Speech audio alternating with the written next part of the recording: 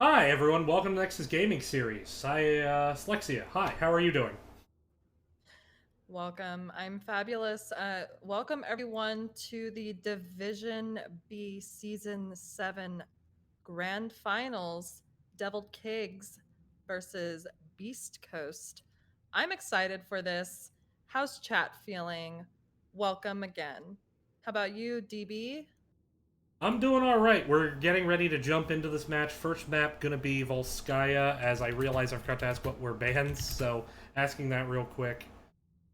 But yeah, what are your thoughts heading into this match? Well, as just talked about and speculated on Nexus Edge over on the second channel, uh, I I said Beast Coast because I liked the name. It was just a random thing. But looking at the teams and the players that I know, I mean, we have two really strong teams. I'm feeling like it's going to be close. I'm feeling like we have a lot of excellent players for this set for the series rather. Yeah, kind of when I did some stats looking at this map, I mean, just some things I'll throw at you here while we're waiting to get into game number one. On Volskaya Foundry, and I will pull up the maps that are banned out. One thing heading in here was Beast Coast. They know how to get kills. They've had 15 aces this season. That is to say, they had killed all five members of the enemy team at some point. 15, which is best for number one in Division B. By comparison, Deviled Kegs' claim to fame here is their percent time dead, 4.7%, is the best in Division B. So one team really, really good at getting kills, the other team really, really good at not dying. Be interesting, interesting matchup in that respect. Yeah. Wow. Well, thanks for those stats. And just so everyone's aware, DB is here with all of the interesting statistics and Mhm. all of the graphics. He's running this show. I'm just talking and Mhm. watching. And so, thanks for doing all of that. Oh, they hit go. We're Yep. going into draft. Yeah, getting set up here. Alrighty. Here we go, Well, Volskaya Foundry. So real quick, before we get too deep into the draft, in terms of team records on this map, Beast Coast 4-1, Deviled Kegs 4-2. So very good first map to kind of see who can get the edge in this series. okay. So this is I'm sorry, who's favored on this Oh, map? so they're Beast. Hang on, sorry, lost it. Beast Coast is 4-1 on this map. 4 wins, 1 loss. Deviled Kegs 4-2. Okay. Well, I love Volskaya. I definitely love that there are multiple ways to win and that the macro objectives are so important here. So, in looking at the bans, I'm curious if we're just going to see respect bans immediately, which I'm assuming Samuro is one of them. Indeed, it is. Someone's got to love the troll with Samuro on Beast Coast.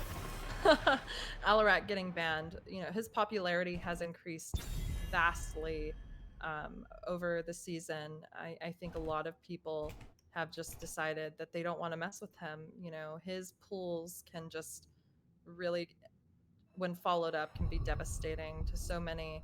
So as we go into this second ban, um, I'm not sure because I didn't expect these two teams to make it to the grand finals, but we see an Anduin. Yeah, we All do see right, an Anduin that's ban. that's fair. He's been pretty high priority at this point. Yeah, and Anduin, you know, with the light bomb Johanna combo that seems to be really popular, and just even his root in general, and his healing output is quite quite insane. But let's go into this final ban for the blue side before we see who gets picked, and it's Johanna, a solid tank.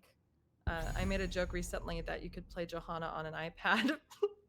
She's just solid. She can't die, you know? Yeah, 83% popularity rate, 52% win rate, but it is a ban that you see a lot out of Beast Coast.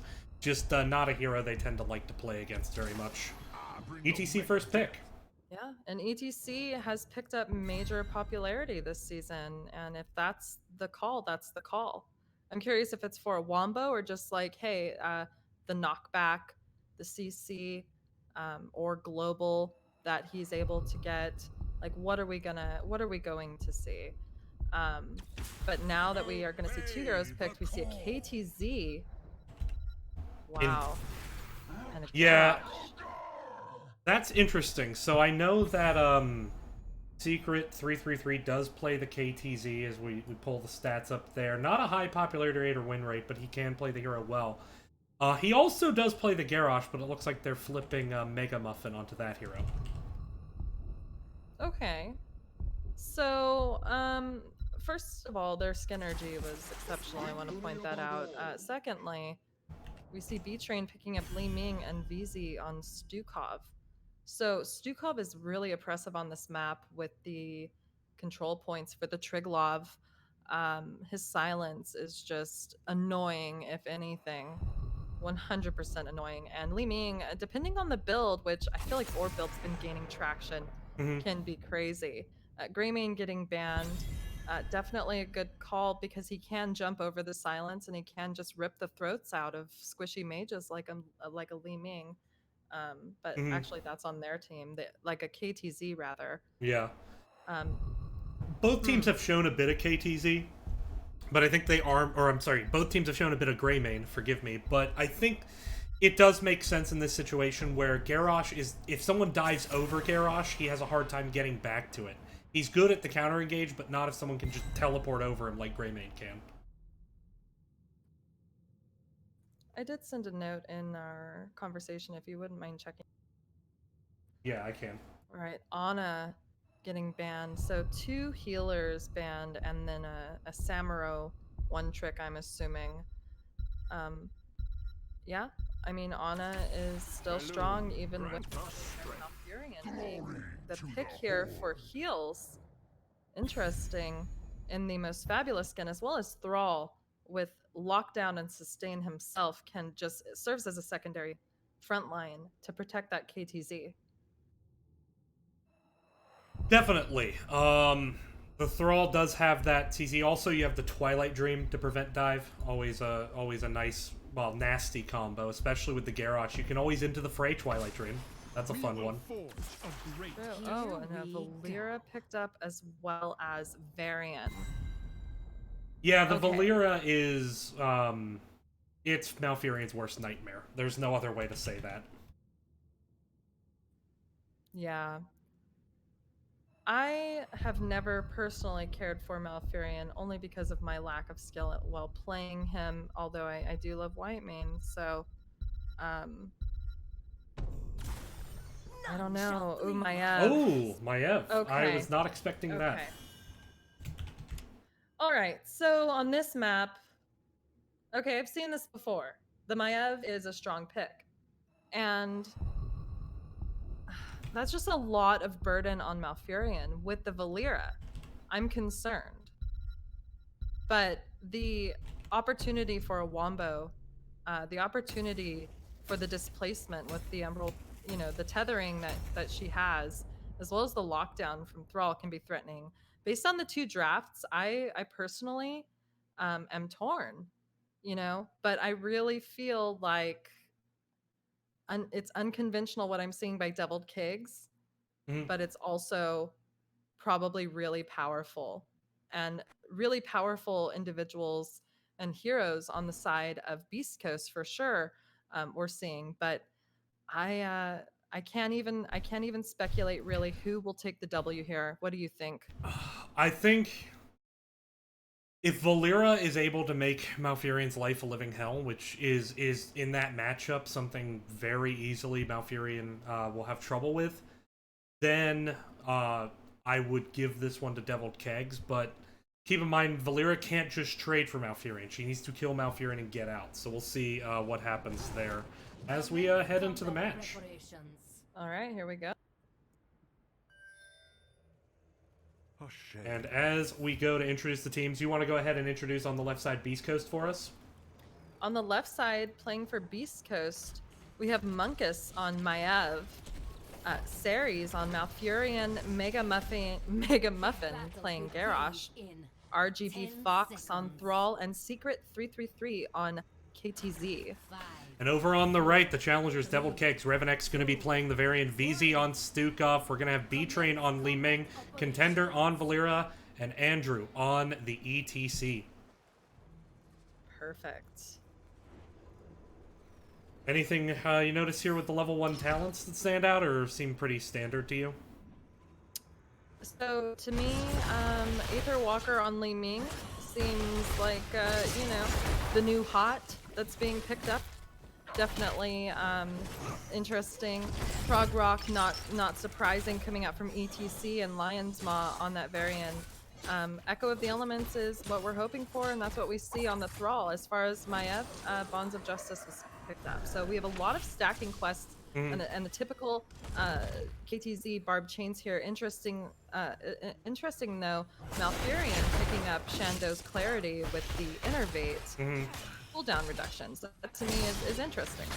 Yeah, trying to keep the Innervate as much as possible on KTZ. Also, you don't tend to see the extra throw range from the Garrosh, just because it does make the combo a little bit harder to hit of throw stun, but it can make the stun throw more effective, so it is a trade-off talent, as already Turret Camp picked up here on the side of Devil Kegs. Was just going to say that. Devil Kegs picked up the Turret Camp, but East Coast went immediately for the support camp. So that gives the opportunity for that to possibly be invaded, but they're able to get that away. Thrall is on the fortification camp for the blue side, and we're just seeing the normal kind of rotations, you know, from mid to top on this map. Looks like maybe we're not. Blue team is heading down to cap the fortification camp, as Fox did get a little bit low, and they're still maintaining about equal experience gain here. Yeah, and you know, the rotations though pretty straightforward. Nobody really trying to force a fight at this point, it seems. Right, and that's, you know, something that you want to do on this map is play safe. Have your tank rotate on the inside, the upper lane, not really get caught out. It's all about soaking, but KTZ landing those chains, and B-Train going down. Thought he was gonna live, but he actually does get caught out. A little bit of being overextended on the blue side, but it definitely paid off for them. Did you see how Mega Muffin got that kill? He threw a minion. Who throws a minion? Rip. I mean, really. Rip. I mean, I do anytime I play Garrosh because, quite frankly, I'm bad at him. But enough about me. Here we well, in are. that case, it was absolutely the right decision. I don't think I've ever seen a kill that way before. Yeah. Clip it so we can watch it and overanalyze it. All right, so now level 6 has been obtained by the blue side, meaning they're probably going to get to 7 first, which is going to give them an advantage here on this point. They are taking a stand on it, and their red team is having to deal with the siege camp top, and it looks like they are also capping theirs at this time. So a little bit of staggering from either side and getting those. It might be more favorable because it will have a longer time to push top for the red side, but it's time for them to take this first team fight, I think. And here we see red team maybe just poking for now until this minion wave is gone. 4 of the members here, Thrall and ETC, or still bot. And yeah, I think the play is just to get level 7. They don't want to engage without that talent, especially into the and support that's going to camp. happen now, 100%. It's to get level 7. 1 turret for the red side, turret and support camp for the blue side. Ooh, Contender coming in on that Valera, looking at Munkus. Varian gets rooted and charges in onto, holy moly, that silence coming out, charges onto the Maiev, but the support camp comes out, and it is an all-out brawl here. Ravenex with low Mega Muffin surviving with that armor, and Contender gets thrown and is able to stealth out. ETC comes in to zone the Valera out, and Ravenex and both Valera are very low, but they are not giving up. This time, they have the turret on the point. It's at 99%. Oh, and Varian went taunted Maiev. Maiev goes down. Contender is in the mix, still looking low, but is evasive and elusive as a rogue can be. And blue team is looking like they're maybe going to reset and come back as they do have 99%, allowing red team to get some of that percentage. That was a pretty good fight. That was Yeah. an excellent slide in by Andrew on the ETC. Definitely peeling for his team, using those W's at the right time, knocking back the enemies. And blue team is already going for the support camp again. Red team is picking up their turret. Yeah, blue team just wanting to swipe that since they can't get onto the point right now with the death. But I gotta give a lot of that fight to VZ on the Stukov. You see the power of Stukov's long-term sustain there. Malfurion does have good sustain, but not nearly as safe as Stukov is. There's the taunt once again!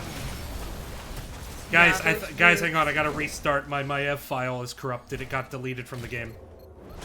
Oh, okay, that was a joke. I was like, hold on, no, please don't. Ooh, secret. Oh my goodness. Absolute destroyed, and oh my god, drop the support camp. Garrosh goes down, and this first Triglav goes over to Deviled Kegs. Well played by them. Very well played. Really patient objective phase by them all around, recognizing they didn't want to engage without 7, knowing they wanted to just wait for their combos to be able to hit the taunt variant paired with the ETC, setting up so many wombo combos there, and they just, I mean, it was like a magnet on my hard drive. Files just kept getting deleted. Definitely. And also, the knockbacks by the ETC put the blue team in some really weird choke points, and they were unable to move. They were bodied 100% and just blown up. And that's never fun. So the Triglav has headed top here. It looks like they're breaking the sidewall, looking for the well, kind of throwing a laser down. It has been changed. Oh my gosh.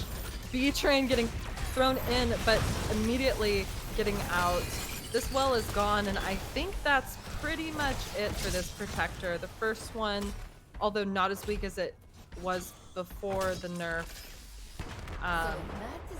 can only last for so long. Raven X anchoring for his team on this rotation, and now I'm guessing blue team is going to pick up their fortification camp. They are headed down there. Let's take a look at bottom lane with ETC and Thrall. Just back at it.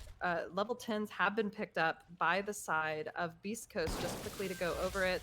Maiev picked up Warden's Cage, Twilight Dream by Malfurion, Warlord's Challenge picked up by Garrosh, and Shadow Fisher by KTZ. Undecided at this point for the Thrall, but level 10s also available for Devil Cage, and we see Disintegrate picked up, Flailing Swipe, Mosh Pit, Cloak of Shadows, and Shield Wall.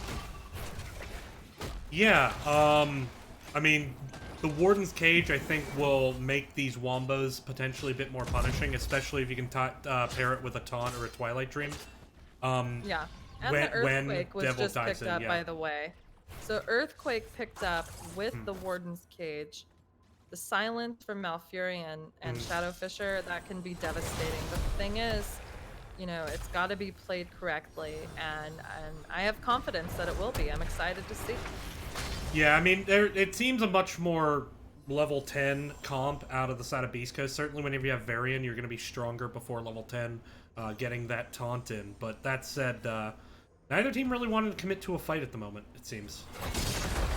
Right, well, let's take a look at the talents in the stacks so far. We have 17 stacks on Valera, 18 on Varian, 0 stacks for the Maiev, with 2 stacking quests. Echo of the Elements is complete, and we're in for a wild ride, as it looks like B-Train has gone the Q build. Oh, possible flank coming in, though. There's a flank. There's the taunt onto Garrosh, who's in the silence. Twilight Dream gonna make it hard for Varian, but Garrosh goes down, and that was a good pick-off there by Devil Kegs. Ooh, Stukov, though. Pick up, but those chains landing, and these roots are on point, kind of keeping that Valera at bay. Not really being the worst enemy for Malfurion yet. Yeah, I don't know. Garrosh did have a turret in hand and had to drop it, so that's an unfortunate thing to lose. And it looks like red team is going to be able to pick up this support camp for free. And the timers currently are about 15 seconds for the blue side's fortification camp and 40 seconds for the red side's. Their siege camp is up for the red side, And I think it's time to possibly get that, put some more macro pressure on the map, and head to this objective as we have 9 seconds until it spawns. And right now, both ETC and Thrall trying to just clear up the last little bit of wave here. Thrall actually now looking at the turret camp, so I would expect Blue to not immediately make a play for this objective and just try to get some tools to get ready to fight, as well as level 13, of course. It's definitely a good idea to have as many of the toys in your pocket as possible for this map, and also the same talent tier, definitely. But we see Contender on the point, stealth, as blue team rotates up, kind of hitting this wave, clearing this camp for engaging, or rather, possibly looking to get engaged upon. I'm excited to see if this Wombo can be pulled out or pulled off, but they do have 2 turrets over on the red side as well as a support camp. And keep in mind, Valera is invisible here, so they're going to have to just random check with AoE damage, although does get found, but... from Maiev. Garrosh went low immediately, and those chains just bring ETC and the Valera together. Stukov going down, that is their support. Ravenex protected, but the Fisher underneath him just takes out Li Ming as well as Varian. Mega Muffin looking for ETC. Chains landed once again with the Glacial Spike. And that is rest in peace to ETC. Contender is just now a squishy rogue hiding as Blue was able to get 4 kills in that fight. What an excellent fight. Yeah, it was a really good fight. They disengaged the taunt combo very well with the Twilight Dream and the Earthquake. And then from there, they just started turning around their own kills off the KTZ combos. Secret landing a couple really big combos there for his team.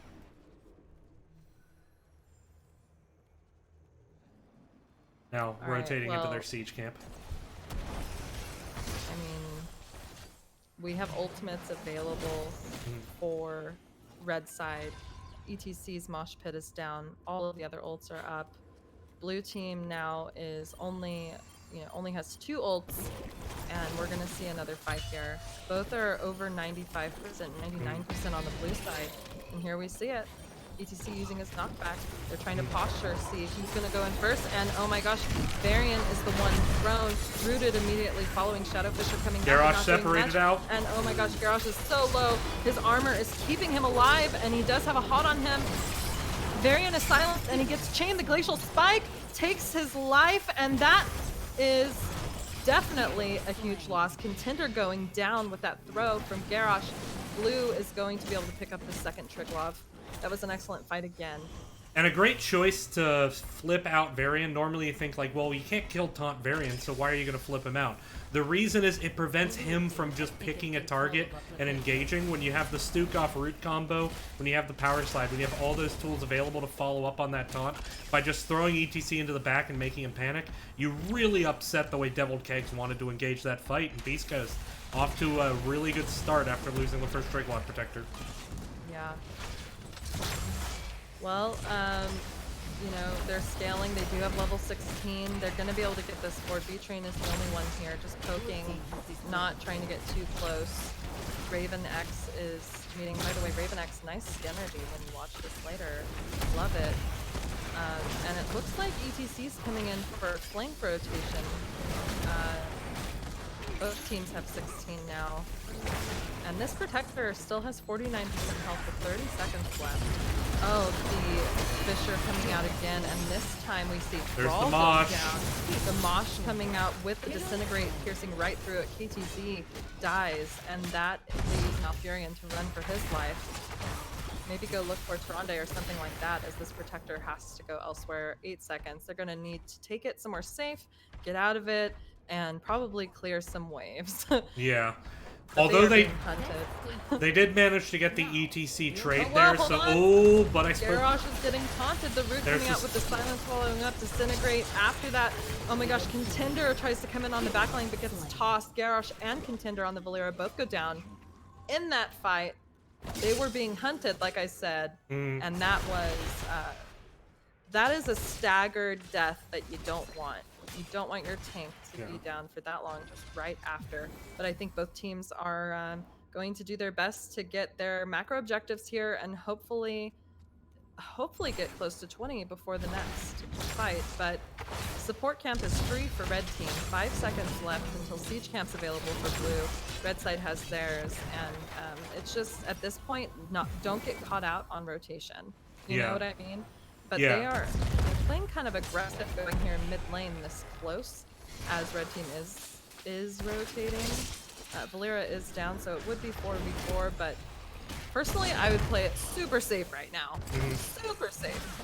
East Coast not going to play safe. They're going to walk up and just take this fort, and I like that in that situation. With as much engage as they have, with the Thrall route, the Maiev pull, the Valkyrian route, KTZ combo, I think it was a good choice just to help them get some passive XP. Just get that fort, get that extra pressure.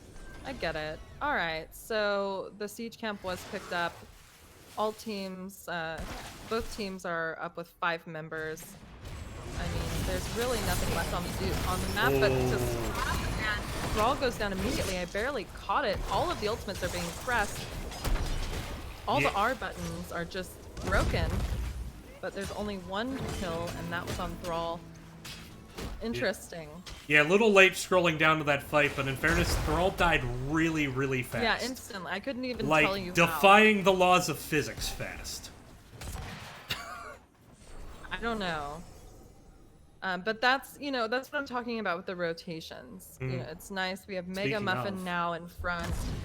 Here we go again with an aggressive bottom rotation to this keep. Interesting. Deciding to go for the wave. Malfurion kind of using Moonfire in the shadows, just hoping he can make it to his team. And it's just like a tour around the world in Volskaya Foundry. As Ooh, here's the engage though. KTZ. So vulnerable, and KTC goes down. Mosh Pit and Root at the same time with Disintegrate just poking the blue team. And this is just one death after another. Thrall literally just came back to life. KTZ is now down. Triglov point is up in 9 seconds, and this is going to be rough. This is going to be rough. Yeah, both teams taking their turns kind of hunting the other team, but right now it seems like Devil Kegs having the upper hand in that hunting duel. Right, but hunting them, I mean, rotating straight up the middle is probably just asking to get killed. At this point, with these comps, absolutely. So, I mean, these are choices that are being made in real time as we cast this game, and we see Raven here anchoring with retreat pings as they would like to take this fortification camp. And seeing as KTZ is dead for another 5 seconds, it is all theirs. The point is up, it's up. Good. Go ahead. I was just going to say, they didn't even want anything to do with that fight. Just seeing Varian and knowing that every time Varian taunts, there's the Stukov route follow-up, eventually the power slide, and all the wild B-train just going to town with the Li Ming on a stationary target. It's not something they want to deal with. Right. Yeah, and 81%. Oh no, here comes Earthquake. Oh, great taunt. Ooh, but the flailing swipe coming out, and Raven as well as Andrew caught in that Warden's Cage. Valera getting caught in with chains, as well as Varian. Andrew willing to die for his team to get out and live to see another fight, but the tether from the Maiev on the 2 heroes, Raven and Contender, are oppressive, and that allows Maiev to take out Varian, and Valera is just rotating mid. 98% had been channeled for the red side, and now it looks like this is going to go over to the blue side. Yeah, Saris with just a fantastic 4-man Twilight Dream to completely force Devil Kegs out of the way they wanted to take that fight. And at that point, you saw Maiev manage to grab a couple stragglers on the retreat, pull them back into the fight, and secure those 2 kills. So really, really well done by Beast Coast. Yeah, definitely. With the level 20 death metal being picked up, it really didn't have an impact there, but I can see it being something in the future if we make it that far. As we can imagine, this is the 3rd Triglov. This is the strong Triglov. This is the Triglov that can end games. We're seeing 87% for the blue side, with 12 seconds still on Varian's death timer. ETC is now up. He did not go Mosh. or he did not go. Stage dive, there's no contest here. Mhm. This Triglav is owned by Beast Coast, and they are taking it bot. As we can see, red team is looking for some sort of flank rotation. They've done this before. I mean, blue has had a vulnerable backline. I mean, but a we see wise. KTZ here trailing behind, and this is how he got killed last time in that rotation. ETC is just ignoring the Triglav completely, looking to get on the KTZ. This Triglav is not doing its job. Not at the moment, but it's because they know even if they can get the Triglav on to keep, if there are no teammates when it's done, if they lose 3 people, just as easily, Deviled Kegs will get back to this game and run it down. Probably bot of their 100%. own. 100%. Right. They are actually in like a star formation, just surrounding this Triglav, not allowing the backline. There's the focus on the thrall. Earthquake's out, and the disintegrate onto the thrall, doing quite a bit of damage. TTC sliding in to get the mosh, and he is just CC'd until he is dead. There is the death mosh, but no follow-up as the KTZ was caught in it, but able to just get out immediately. And that is ETC down, but Ravenex not giving up, taunting the Malfurion, the silence underneath him. Definitely a good, follow-up, but not enough. Contender is having to back up a little bit. This is an aggressive push. What can red team do here? It's not GG. It can't be GG. There's 10 seconds on the Triglav, 12%. Not a lot. It is going to be a 5v4, but if Contender gets in there, But they have tools to drop, including a healing totem. you have tools to drop, but there's the Warden's cage. Is it more of just a cage of protection 30%. for them? With the Fisher coming out, though, Contender going down, as well as Ravenex getting chained. And oh, Stukov is done. This is GG, game 1 and a best of 5 for the Division B Grand Finals, going over to Deviled Kegs. Really, really good win there on the side of... Sorry, Beast Coast. Yeah, Beast Coast. Deviled Kegs put up a good fight, though, and were able to get a lot of picks, but it just seemed whenever it came down to a 5v5 fight, it just seemed the counter engage was always there for Beast Coast. They weren't able to just get that one kill to kind of snowball off it. Beast Coast with the Twilight Dream, with the Warden's Cage, with the Earthquake, just finding ways to disengage and then letting KTZ find the combo to isolate someone. KTZ... Only 4 kills, it says, but it sure felt a lot. It sure felt like a lot more than that. The setup that he had, the accuracy of his chains, was impeccable. Just seeing him, I mean, throw a chain out, then a glacial spike, and then actually attaching someone to it while killing them is just like in the blink of an eye, they're dead. But let's be realistic too. Deviled Kegs put up a good fight. The way that they played the game with the taunt variant, which I love to see, and the ETC is an offlaner, which I don't know if he had as much of an impact as I would have liked to see. But to be fair, he had a lot of peels for his team. He would slide in and knock people back, allowing his team to retreat to safety. It just wasn't quite enough. The talents on Li Ming, I'm not trying to call you out, B-Train, but if that's what you're going for was the single target damage, I get it. The Disintegrate showed that it was impactful here, but it just wasn't quite enough, although he did have 7 kills and the most hero damage. But he was constantly poking, and he did go the auto attack talent as well, which I love I love a poking Li Ming. Yeah, I mean, I don't think that was entirely the issue. I think it's just to paraphrase a classic piece of literature. When you play the game of pickoffs, you kill or you die, and they just kept going for pickoff. And anytime they got it, they won the fight, and anytime they didn't get it, they lost at least 2 or 3 heroes.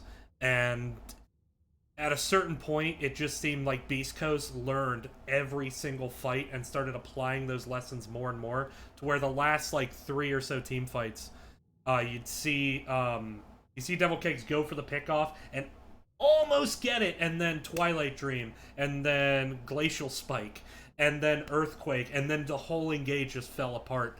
So credit Beast Coast for kind of learning as you play. It's something that I think needs to get emphasized really just all the time in these series. And so we'll see if Yeah. Deviled Kegs can come back in this. You know, also to point out, the Valera, as terrifying as she can be, didn't have that return on investment that you would have expected, Hmm. at least that I would have expected from that pick. I've seen so much Valera lately, and I think it's just the threat of her, kind of like just the threat of having Mosh Pit on the other team is enough to just make you terrified while you play, right? But if Valera does nothing or is constantly zoned out as she was, Hmm. it's really unfortunate. So I think with a more heavy hitting assassin, it could have gone over to the red side for sure.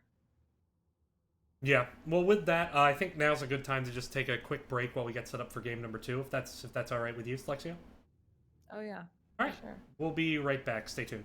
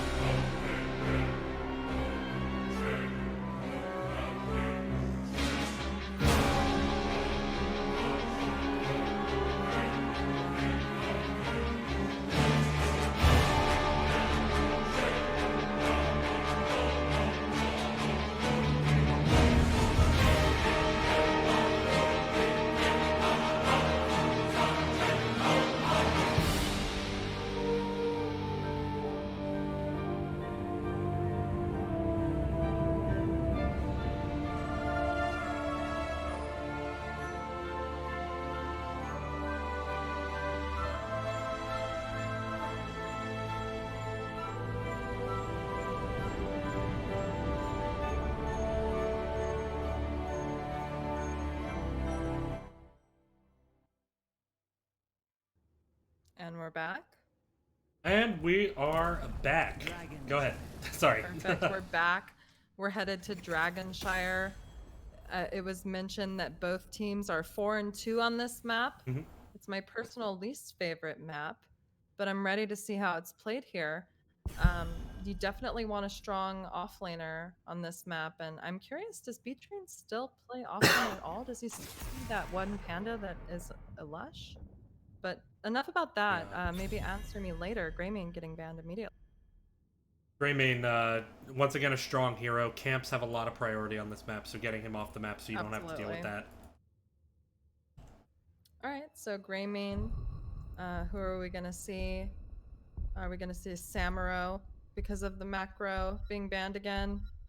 I really don't think Samuro here, but I'm not sure.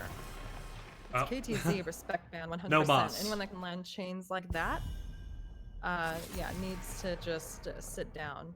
Valera, and yeah, I think just the idea of a rogue being somewhere is terrifying in this game as well as World of Warcraft. All right, so we're gonna go to our second ban from the red side. Curious if it is going to be another healer ban, maybe an Anduin again. Nope, it's a Jin. Jin. Interesting. Must have been something they've seen in recent games they didn't want to deal with, but they did let through the very powerful Sylvanas. Sylvanas, my spirit person. Alarak making it through this time with Johanna as well. Both banned last time. Indeed, both banned. They didn't want to deal with them before, but they saw something in the last game that they decided they didn't want to deal with in terms of the Valera. I think, especially on this map, where just sending one person into the off lane can really turn the game if you get the pick off. Arrow saying they're making the same mistakes Trump did in Coastals. And Core saying, so KTZ was probably not a pick here. Oriole getting picked up as well as the Lost Vikings. I'm just going to act like that's normal and move on. No, I'm curious, but I have been hearing a lot of rumbling and mumbling about, their relevance again. They never weren't relevant. It's just like, it's not as scary as a mosh pit threat or a Valera, you know what I mean? But it's still like, oh wow, if we go and step on this camp, we're losing soak, and they're never losing soak. So it's very strong. Lunara getting picked up, very strong right now. Definitely sustained damage. Definitely the ability to get macro objectives. Also, just fabulous in general. Ha ha ha! I'm kidding. Yeah. Well, the Lost Vikings pick, like, I get it on this map. It just seems really early to me. Am I wrong in that? It seems like you're giving the other team a chance to counter you. I don't know. I don't think you would be wrong here. And we see a choke. This is the ultimate meme. And I was wondering why and how the AC hockey sticks, red team was able to get all of the things that were banned that game, right? The Johanna, the Alarak, the Anduin. So that's a lot of pressure. Okay, well that's why they didn't pick Vikings last, because they had another pick they were saving for last. Yeah. I mean, with the Oriole, she is popular now. So you, even like in the past where it's like, oh my god, they picked Oriole, you better ban, you gotta ban Cho'Gall, and then we see necessarily a percentage damage hero on the red side, like a Tychus or I don't know, Malthael. So it's just like red team had their draft, they went for it anyway, and if it doesn't, then it doesn't work. A best of 5. Maybe that's what we're looking at here. I'm just very curious about it, though. I'm just so curious. I mean, Sylvanas is great. Vikings are confusing, and yeah, I mean, yeah, I'm looking at this comp and I'm like, well, it's grand finals. If you've been saving anything, now's the time to show it, right? Yeah, I guess. I'm just like, I guess so. It's one of those games where if you lose to it, it just feels so bad. You know what I mean? I can never take Cho'Gall seriously. And I was memeing with my own friends playing Cho'Gall. Like, it was always memeing. It was never Yeah. like, oh, this is such a respectable thing to be doing. It was Hmm. always like, we're just gonna wreck face, and I think that's what this is. Yeah, I think they're just gonna hard shove bottom with the Sylvanas to shut down towers, and just Cho'Gall and Ariel are just going to. There's no, don't worry, I'm not gonna deafen Slexi. Apparently, that was showing up next to your head. My bad. Um, Yeah, it's I think okay. I think they're just gonna hard shove bottom with the Cho'Gall with the Sylvanas, and just let Vikings soak. The issue, of course, being if they don't get a lot of value in the bot lane, I think they could really fall behind in this game. That said, they have a lot of tools to get a lot of value. They do. They do. We have a conventional comp Heroes, against, prepare for combat. you know, Mm. well, I don't know what to call it. But I'll introduce Cheese, the red side. cheese. Oh, Yeah. Oh, it's paused. yep. Mega spilled tea. Oh no. So we have a pause. We have a tea emergency. Oh. Is this like spilled the tea? Mm. As far as loving to play Cho'Gall as mentioned in chat, like, oh, the tea Mega Muffin loves Cho'Gall. I mean, all he has I left don't now know. is the L and V in his cup. Ting. I need I need you to explain that in full detail while we Uh, wait. yeah. TLV, and then he spilled tea. Yeah. I'm not very funny. Uh, I'm working on my dad jokes. I hope to be a father someday. We'll see if that happens.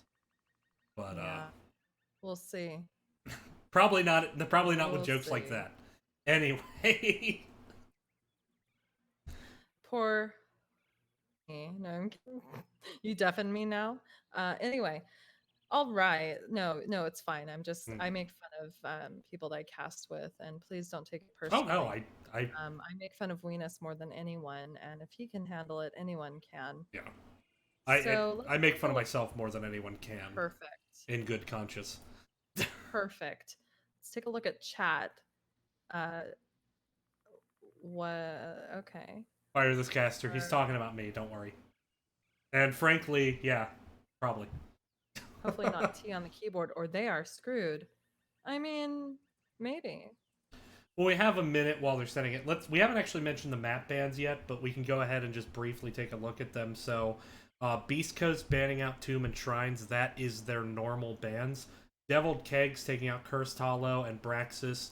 Normal bans for them as well. So really, both teams kind of just coming into this playing their style, and we're actually seeing really the two maps that aren't banned out that they have a lot in common. Outside of this, Towers of Doom is the next map that they've together played the most games on successfully. They're combined 6-1 on the map. After that, Battlefield of Eternity, Beast Coast 4-3, Deviled Cakes 2-4. So if we do go to 4 games, I'd expect to see potentially both of those. Well, everyone loves a good Towers of Doom game to end a series. But yeah, I can't even speculate right now. So we're just waiting for the cleanup, the Division B cleanup. Yeah. Just a reminder, this is a best of 5. We are on game 2, and we have technical difficulties with spilled tea. Who? Wait. Um, Ant. Ant saying fire this caster. I'm assuming he's talking about you. In Show chat. feet to enhance suspense? Show feet to enhance suspense. Like, show my feet? Hmm. Um, Please don't. there you go. I showed a foot. I'm gonna watch the stream. I'm just gonna stop talking, watch the stream really quick. Okay.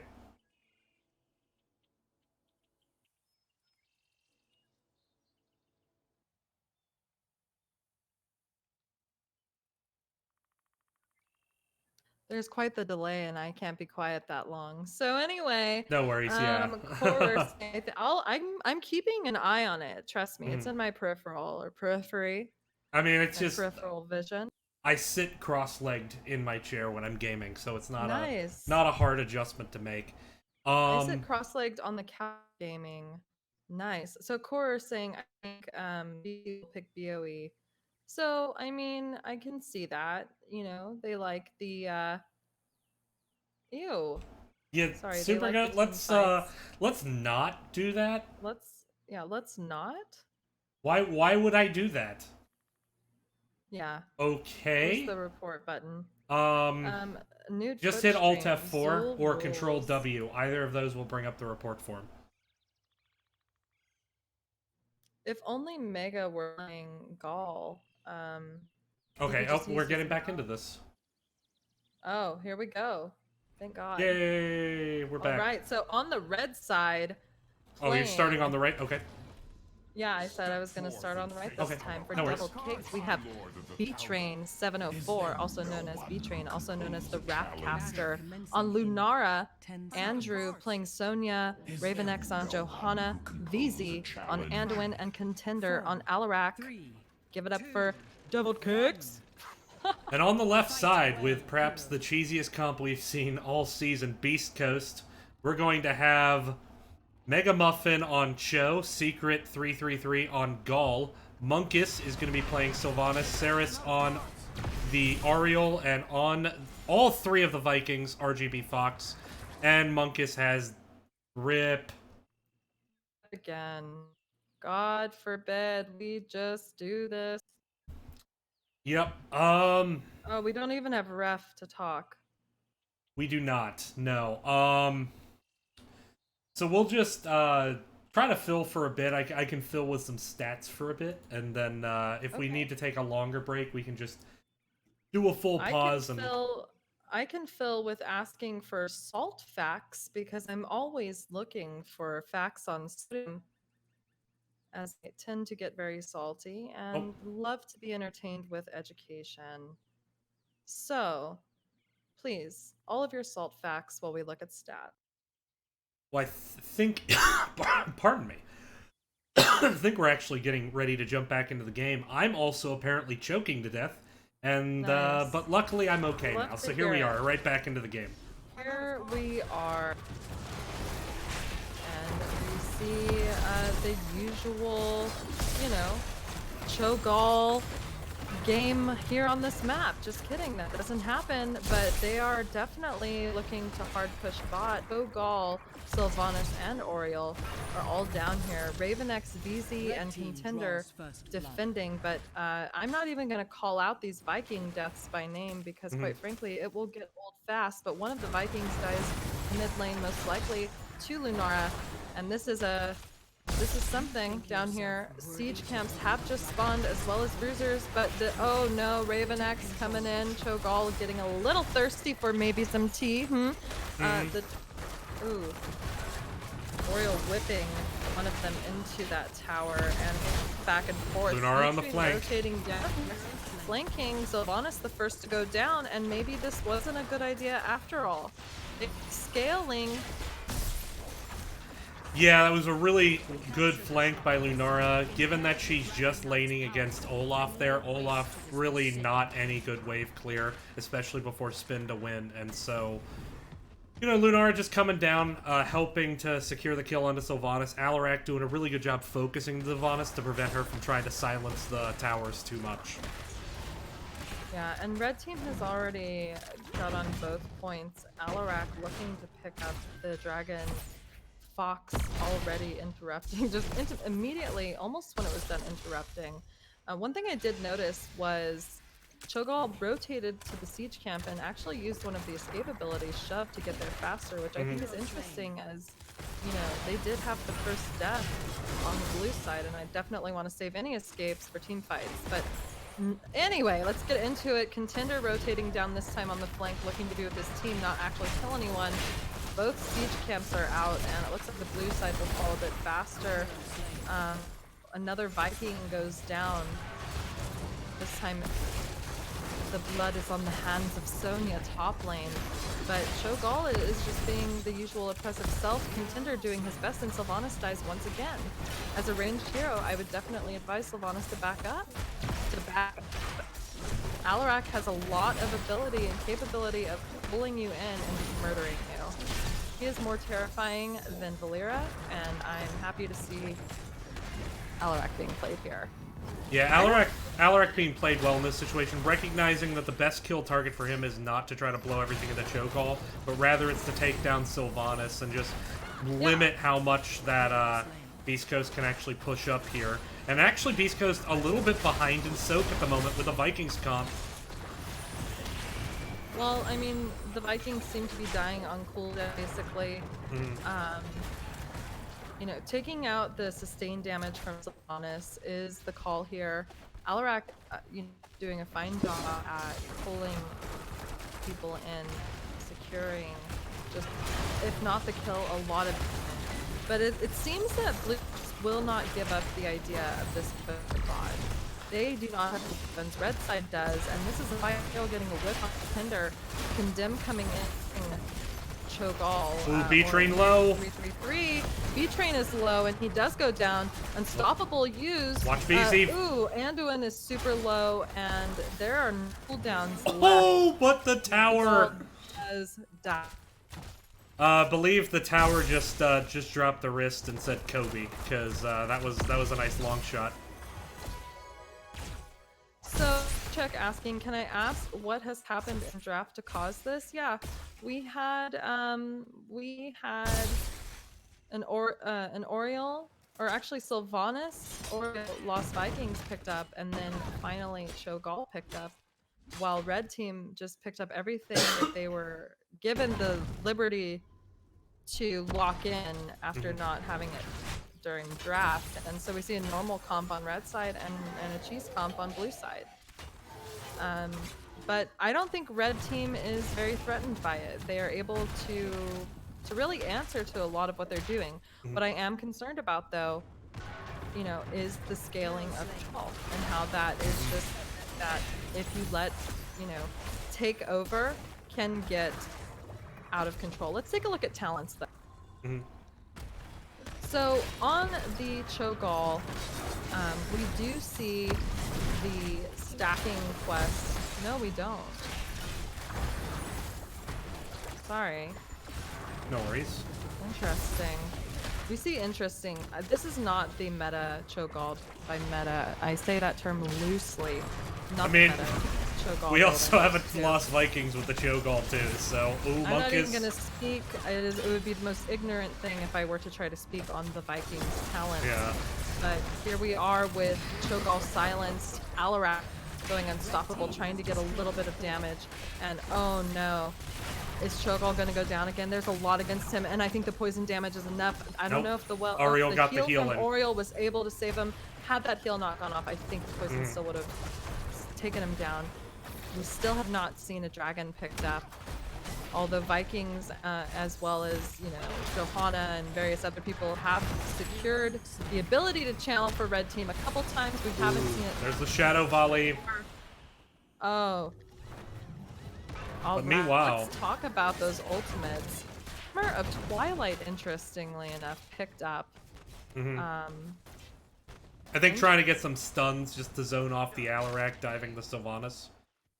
Okay, well, again, I mean, interesting. Wailing Arrow, Crystal, as well as play again, and Shadow Bolt volley, as we saw. I will get into the talent. That was a really good escape there by Contender with the help of Easy. Yeah. And the turnaround on this Monkus. Aegis. There it is. Oh, and that knockback, Oriole point with the knockbacks here. Bless but shield, the Blessed though. Shield coming out, and Alarak just getting so much damage as he goes crazy. That was almost even a double kill. Could have been a triple, actually, with the Cho'Gall and the Oriole. It's a lot. Like, the cheese strat isn't gonna happen. Let's put that to bed. Yeah. And let's be serious. Level 12 already in play for side. They don't have the Vikings. They're just doing an excellent job at defending here. And they're easily going to get this bruiser camp. And just quickly to go over the talents for the red side. Thornwood Vine. Hold on. Contender coming in with the condemn, but gets against the wall. Shadow Bolt volley coming out onto. Ooh, Alarak is very low. Oh, get behind him, but Oh my gosh. Protected, by the way, but Anduin, for one moment, was protecting him, and there is so much movement on this Cho'Gall as Raven X tries to come in, but gets whipped Blessed and shield. chained to the wall again. Blessed Shield coming out, and poison damage. B-Train is able to just stand back there and not attack. Like he's a ghost with poison or something, is really doing a lot here.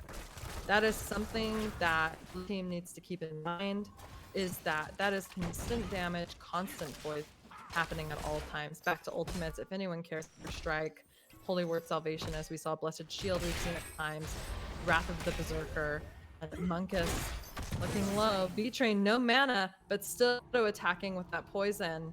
And if Sylvanas can't do that damage, Phil cannot. So they're gonna move somewhere else because it's just a little bit too dangerous in here bottom lane.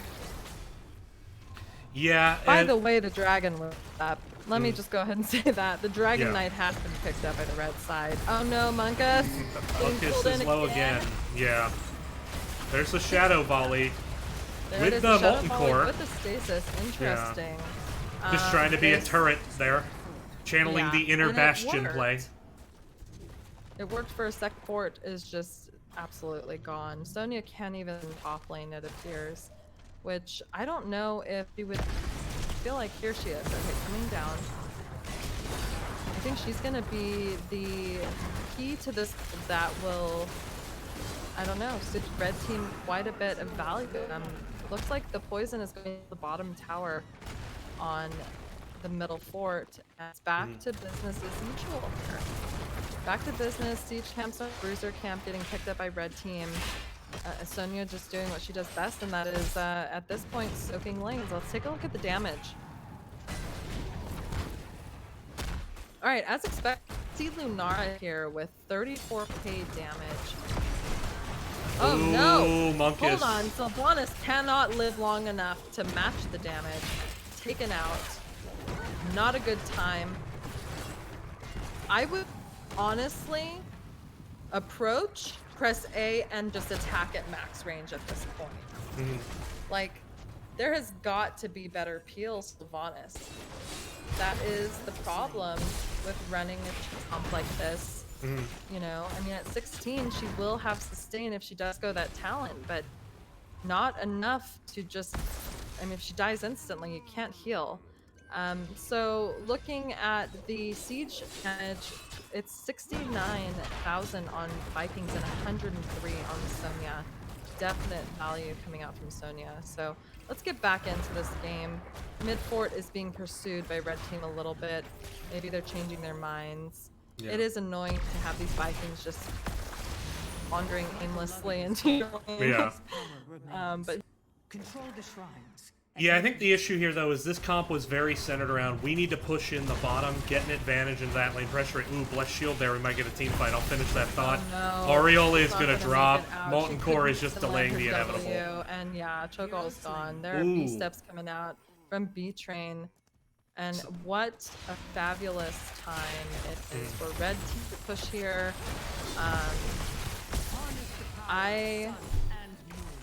I'm just a little disappointed with the Cho'Gall pick. I mean, I love a good Q strat, don't get me wrong, but this is the grand finals. Right.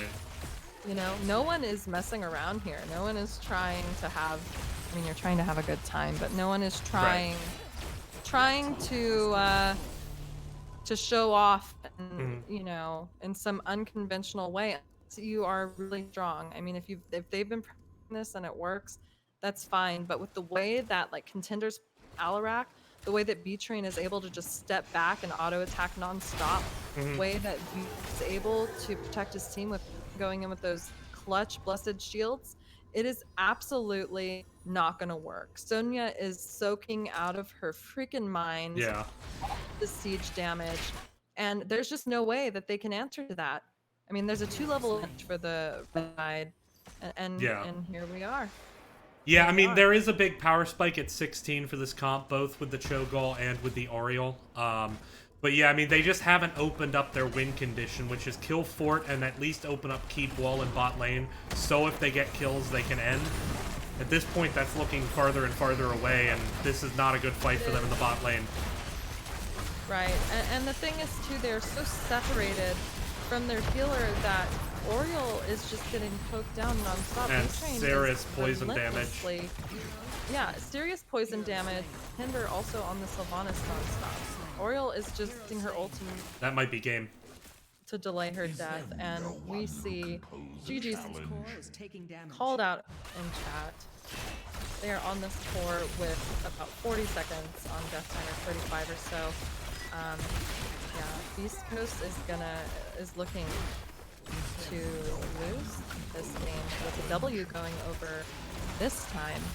I'm not going to cast or curse it yet, so we'll wait because I'm too terrified, even though people are still dead. Right, Yeah. the W going over to Doubled Kegs, game 2 of 5, or 2 in a best of 5 for the Division B Grand Finals. Deviled Kegs putting the devil to bed once and for all. Yeah, I think doing the Vikings can work. Doing the Cho'Gall can work. Doing the Vikings and the Cho'Gall, it's... I'm skeptical of it, and I think the reason is with Cho'Gall, typically you want someone else who can CC the other team in order to both to protect your backline, but also to help with the initiation. Cho'Gall doesn't really have the best in the way of hard CC. He just has a lot of damage. And when you only have Sylvanas and Oriole with him, I think it was just a really hard time to actually lock down the Lunara, who just kind of went ham on the backline the entire game. And it just made life miserable for Monkus. It made life miserable for the Cho'Gall, the Oriole. And ultimately, they weren't really able to get anything done with it. And the crazy thing is that, you know, we talked about how important macro objectives are on this map. I couldn't even focus on the macro plays whatsoever because it was a constant team fight. Mm-hmm. It was the most oppressive, constant team fight that I've seen. And also, I'm just not used to this build Mm-hmm. for Gaul, who is the one that I typically play. I also feel like the other ultimate Cho could have at least done something. It's like a lower version of Condemn. Mm-hmm. You know what I mean? Right. I never would pick up Shadow Bolt. You know, Mm-hmm. there are just ways. I mean, I know that Alarak can, you know, make himself invulnerable, but I don't know if that was it. If that was the pick. I mean, we see that, you know, they definitely didn't win with that, and I 10 out of 10 would not recommend it again. Yeah. The backline was just shredded nonstop, and Mhm. Sylvanas did take the self-sustain, and I do see that, you know, the next lobby is up. It is indeed don't Towers know. of Doom, which I think we keyed Yeah. in on as a map we were likely to see at some Right. point. So Let me get out of the stat screen, and I'm ready for the lobby night. okay, well we're gonna take a brief break while we get set up for this game to do that. So I'll see everyone in just a second. Be right back. Thanks for watching.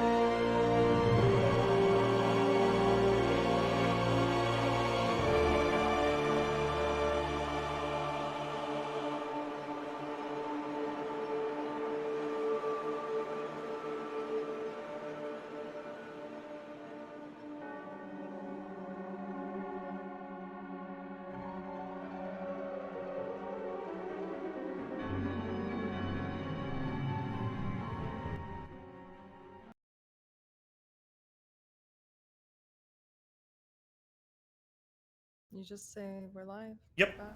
Hi there. Welcome back, everyone. So we're getting set up for map number 3, pulling up the map select screen. Deviled Kegs choosing to take us to Towers of Doom. Both teams very familiar with this map.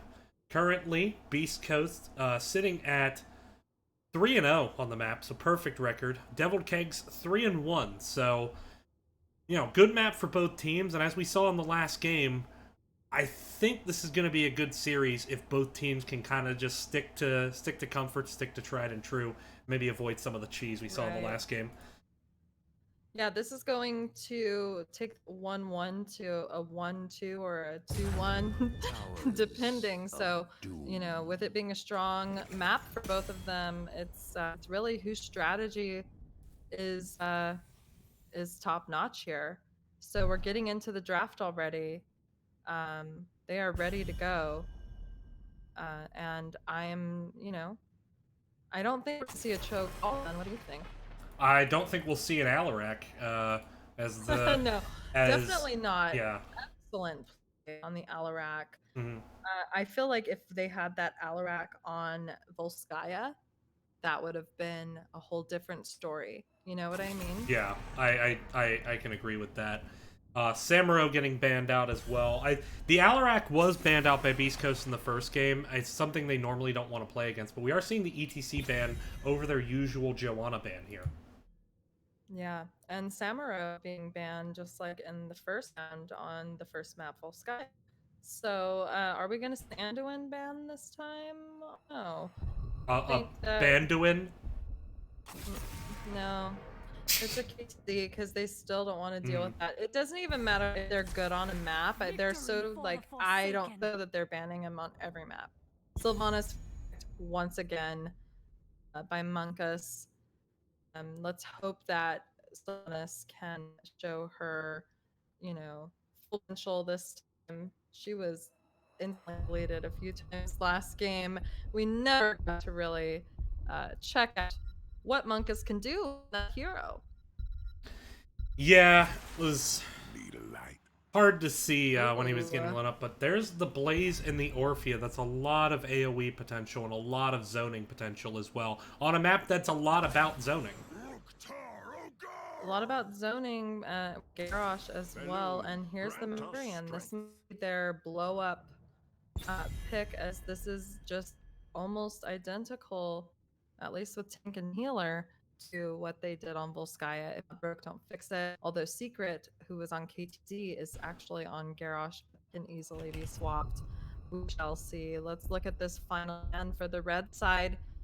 We have 5 seconds. Yeah, I do like Saris getting back onto the Malfurion. It pairs well with the Garrosh, and he played it really well in game 1. But there's the Malthael ban. Okay. Okay.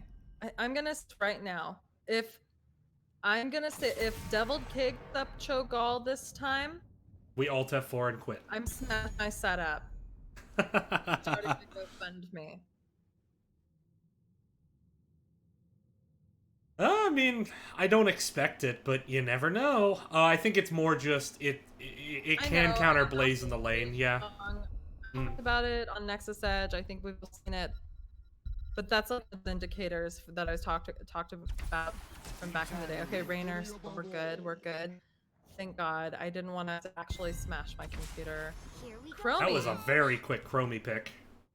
Like spam clicking the button. I want Chromie. Give me Chromie, as if this time we're gonna see Lost Vikings. Okay. I think it works better here. You have a bit more of a traditional pick comp, and as well as a decent siege comp in the bottom lane. I think it will work better. I don't know if that's me saying it will work. Without the Cho'Gall and with actually some CC and lockdown, I think they'll be able to get some of those pick-off kills that Garrosh can excel at to make sure the Vikings gets value. Here's my thing. Okay, Sonya being picked up. A B train on Lunara. Now we're gonna see him on another infamous auto attack hero that, if not dealt with, can just chunk your team down. In these tight quarters, to throw down his silence. Blaze able to E in and stun teams. Orphea, you know, if she's able to, as mentioned in chat, land her Q, or as I like to call it, the wet noodle, because it is hard, can be rough. So we have just Ash, and we have Malfeason's roots to protect Romy, and at least Sylvanas has an escape. But We're I gonna don't take know. a second here. I want to restart our call, and I apologize for everyone doing this. I'm getting a bit of lag from your end, so let's try to restart, see if we can resolve that. We'll be right back in just a second, everyone. Prepare yourself for battle, heroes. Hopefully that will resolve it. I think the call had just been going a while, and so we were getting a little bit of audio lag. Okay. But if you want to introduce for us Beast Coast. All right, let's get into it. On the team Beast Coast, we have Ceres playing Malfurion, Secret 333, Garrosh, RP Fox on the Lost Vikings, Mega Muffin, Chromie, and Monkus on Sylvanas. Well, what do you? And on the right side, Deviled Kegs coming back into the series to tie it up, looking to take the lead here. Contender going to be on Orphea, Ravenex going to be on the Blaze, VZ on Stukov, B-Train 704 on the Rainer, and Sonya going to be played by Andrew. And the bottom lane is going to be the focus, as we expected. Garrosh missing a throw combo just now. We already know that Sonya is a beast, played in the right hands, is played Andrew's hands, and also against Lost Vikings as his last game. Almost would have deserved a respect ban, but the roots out on that Orphea, who was lost by Secret 333, lands a kill for onto herself. Cannot form sentences anymore. Just thank you for smiling and nodding. We are bottom lane being, you know, very important on this map. Both teams are very present here. Time trap landed, and Chromie back already, throwing her Qs, landing her Ws. Let's go ahead and take a look at talent. Yep, talents are up. All right, so Sylvanas, the Q build here, it would appear. Chromie with her stacking Q, also Q build with 2 stacks already. Malfurion again with that. Getting an invasion down here. Let's take a look. All right, Secret 333 landing a clutch toss, and Blaze trying to out of it. Ravenex is acting it out, and Garrosh was the one to die there. Time trap onto Monkus, as he's just also had an aggressive fight coming out from the side of Devil Kegs. Yeah, time trap used there, I think, to try to lock down Sonya and let Sylvanas escape, but just blown a little bit too early, so catching the Sylvanas too, and just an unfortunate situation there. Here's the thing. It's early game. Both teams are bottom lane though. Like, we know both teams are getting their sappers. Unless you are 100% confident that you can invade and be successful, I would play it safe here. You don't want to have a level advantage from the get-go. And, you know, that all happened, and they're not very far behind. If anything, they're actually a little bit. But, yeah, we just, we need to see how things happen at these altars, as the first 3 are spawning in about 15 seconds. Rainer coming in with the flank rotation, putting in that consistent damage. Secret looking very low, but his armor is keeping him quite healthy, even though it looks like he's not going to make it. He is. And Vikings going to get their top right altar while looking to invade and probably capture that for free. Let's take a look. Yeah. I'm actually going to stay bot here because the roots come out on the Blaze, who was tossed.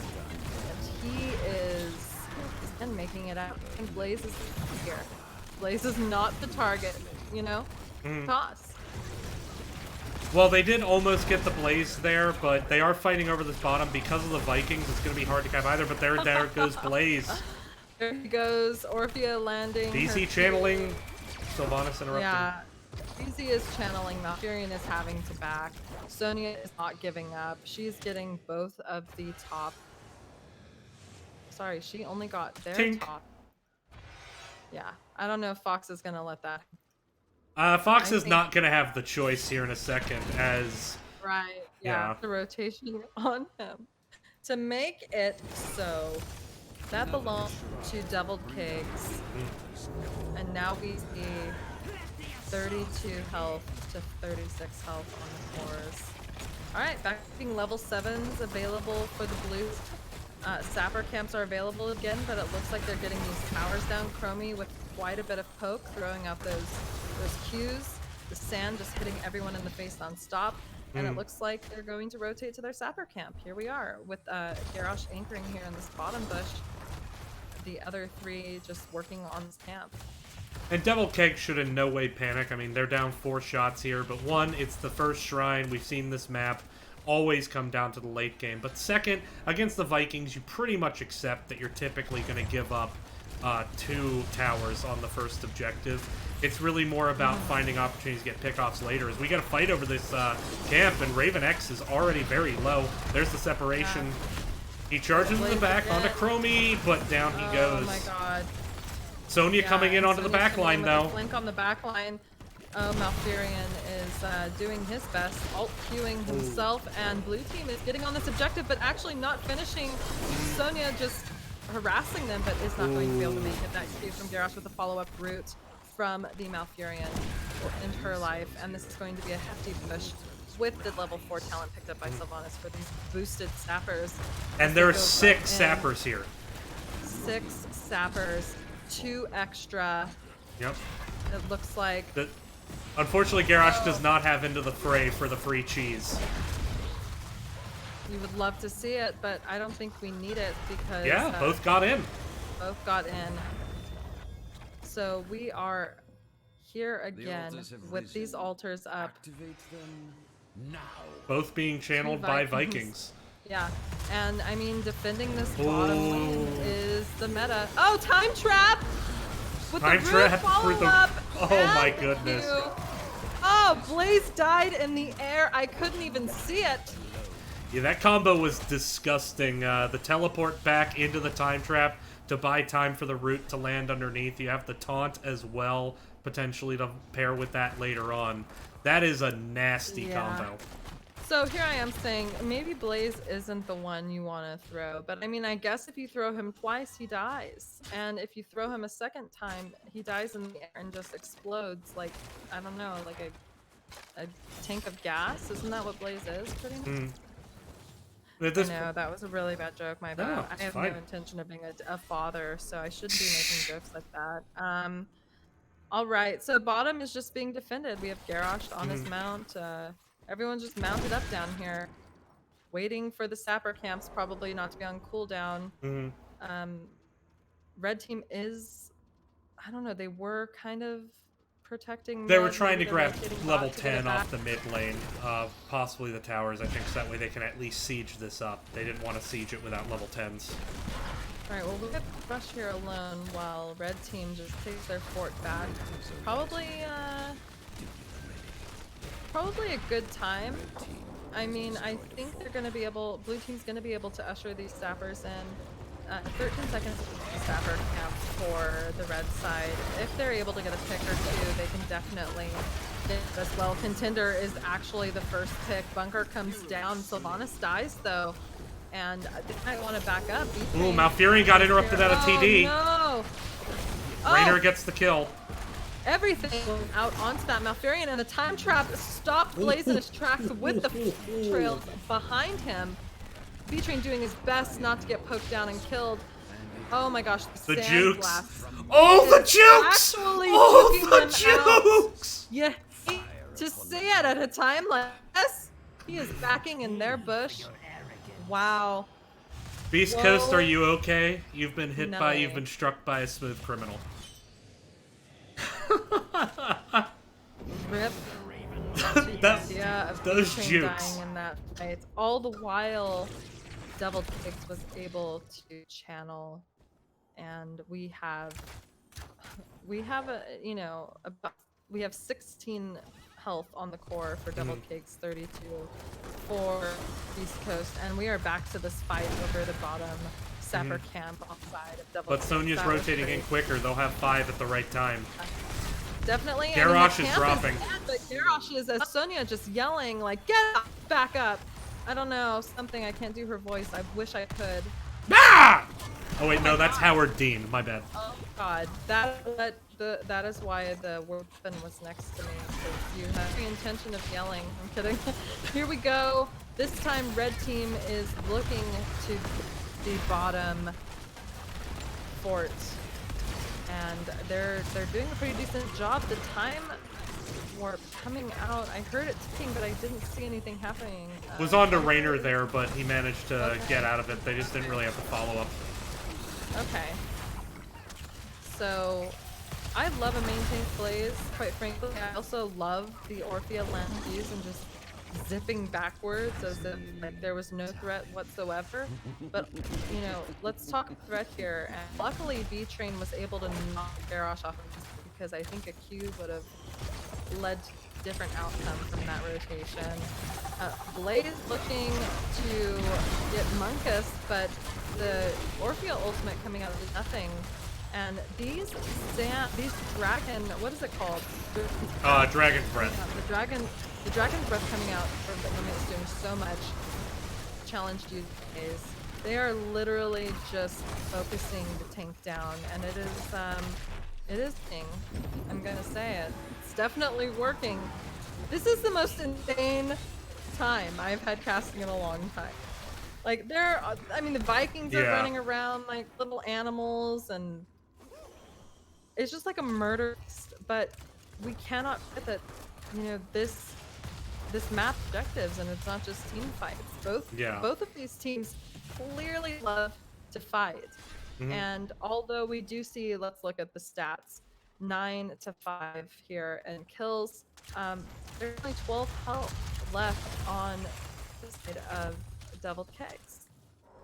And there is very little health left on this fort. It's gonna go Yeah, down it's gonna drop one right here key and from Sylvanas. Yeah. back to square one So- for Deviled Kegs in yeah. a lot of ways. And this is a 3 altar objective coming up here. Garrosh getting the throw and then taunting Orphea, but Stukov shoving Garrosh, or rather Malfurion back.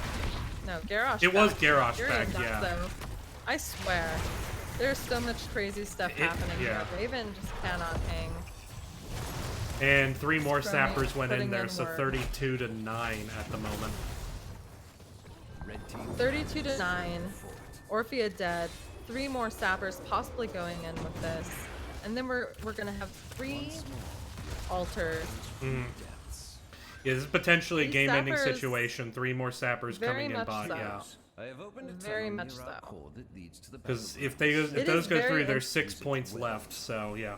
What? I mean, I knew I could do that. I've opened Sorry, my go ahead. tunnel as well. No, I'm just pondering, honestly. Yeah, Devil Kegs kind of trading the sappers in bottom just to try to get these channels, but Sonya's going to get interrupted. So now this really does, in fact, have potential end game as Olaf uncontested on the channel bot, and Eric has gone down, but that's 4 shots heading in. Down to 2 points on the core. They cannot avoid this channel. They're gonna have to fight to the death here. The time trap, impressive. Oh my god, those roots were exceptional. Blaze is dead. Andrew is just whirlwinding hope the best, able to take out one of the Vikings, but dies himself. And now he's Painter thrown in, time trapped, and then exploded with 3 sand blasts crossing over his body as it disintegrates. VZ is back up, and this is GG. Game 3 go over to Beast Coast on Towers of Doom. Kill the was the absolute best strategy that they could possibly have for that. Yeah.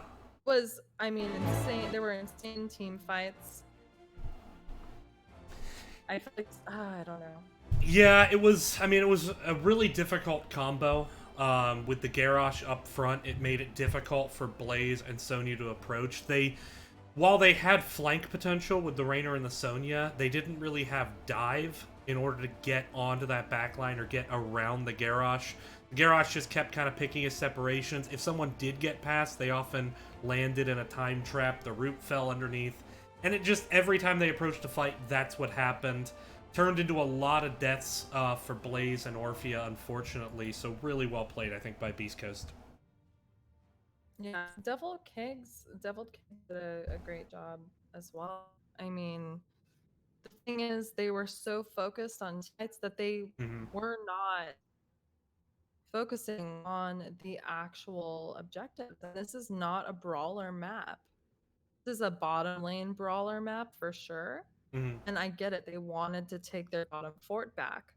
But you cannot just let every single altar go over to the other team. You know what I mean? Yeah, they never really reacted to the Vikings to try to interrupt the channels. They would try to take fights right before the shrine started, and then when they didn't get a kill, they would chase until the Vikings would get channels uncontested, and they still weren't securing enough kills to actually really do something with it. I think there was only one moment in the game where I thought, all right, they got some kills. They can start to turn the map in their favor. They were unable to Yeah. siege up the bottom keep and open up their own pressure opportunity to force the Garrosh to play defense. And at that point, they just got pushed right back to square one. They lost their keep. Sappers getting walked in, and the game just kind of fell apart at that point. Right. Ryokai saying Vikings were not the issue, that in Blaze Orphea 11 deaths. And Blaze was definitely focus fired. At first, like the first fight, I was like, why are they focusing this Blaze? He's able to escape. He's going down. It's the thing. I mean, the next closest thing melee wise is essentially Orphea, because when she lands her skill shots, she gets all up and she goes down. So another thing is their lack of wave clear. Wasn't able to this time just step back and really auto attack. I mean, maybe a little bit, but I said that wasn't how they were going to win this. They were going to win this game by selling altars or putting pressure on the bottom lane, which they tried to do once. And even so, I'm gonna say that my favorite of the game was the chase of rain. Yeah, it was. I mean, ultimately, you know, you did see a couple moments where Deviled Keg kind of got a couple things done, but ultimately, it just in the scoreboard, that game ended up not being close, and it was because while they could brawl sometimes, they had a lot of deaths. But I think the biggest thing is just they never really had any kind of macro play to counter out the Vikings. That said, the next map we're going to, which I predicted it, Battlefield of Eternity, I don't think we'll see Vikings here. Unless we see that triple solo lane Vikings. I've seen it before.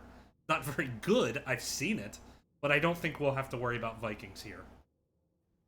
I'm not surprised, I'm not surprised that we see Battlefield of Eternity. Both teams clearly love to brawl. Mhm.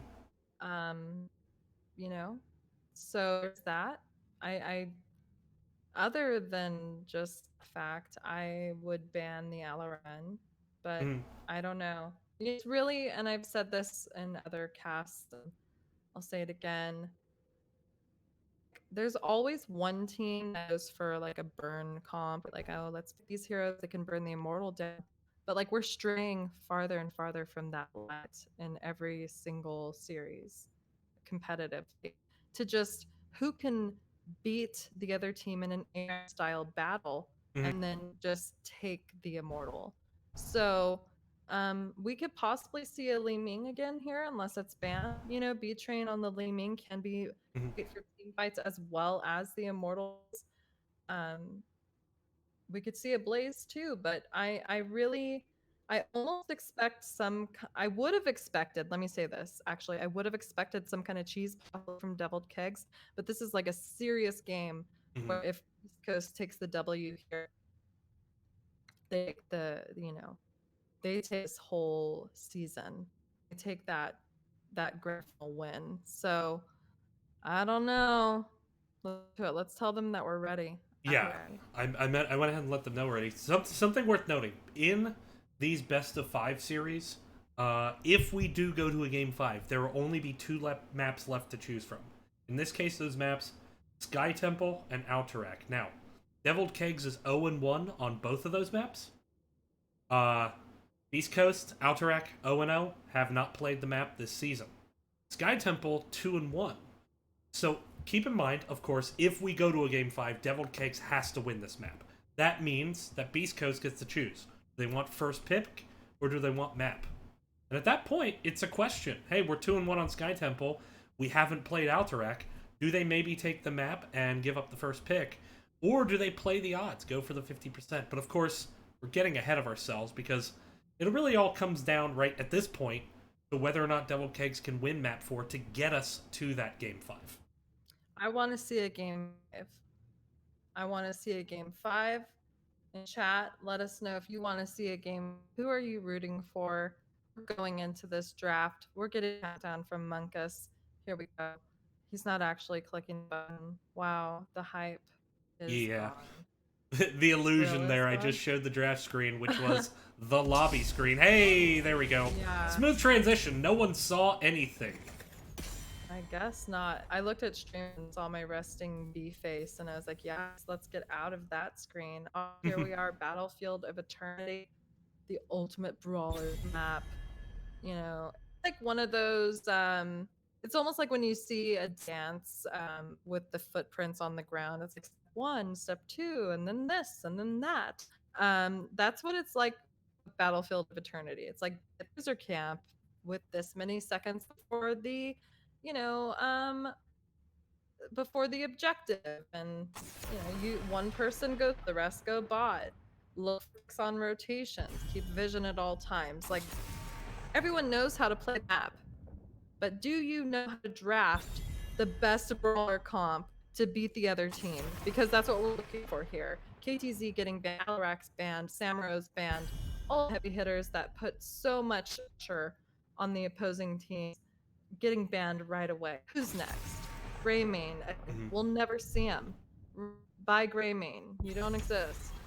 A lot of comfort picks, Sylvanas but getting there's the picked up. Sylvanas. Yeah, taken away finally from Monkus. Raven is ready to show blue team how it's done. They want this game 5, picking up the Sylvanas in the Christmas skin, winter veil, whatever, the plum, sugar plum fairy skin. All right, Mephisto. I was wondering if we were going to see this eventually. Mephisto is the most played mage that we've seen out of Beast Coast, and with the Sylvanas taken, that seems to be Monkus' backup pick. Yeah, Interesting map Arrow. for it, though. Arrow in chat saying in Mephisto, 100%. Stukov, the time, yeah, for Beast Coast. Now, All right, Stukov's interesting. suspense. He's been doing very well on the Malfurion, so it's a interesting flex that we're getting here at this moment. But then But there's that the ETC. opens up the opportunity for the Enduin that was banned in the past. Can be strong here. The thing is that Mephisto is so squirrely and just, slimy and sneaky with his shades that the CC isn't, but I want to see who else he's going to CC. How many times can I say? Here's the Li Ming ban, something that I predict to be picked up. Definitely a good ban, good for this map, good for just general. I'm a Li Ming advocate, just kidding. I just like her. Who is the final ban? Who are we going to ban? Is it a tank, perhaps?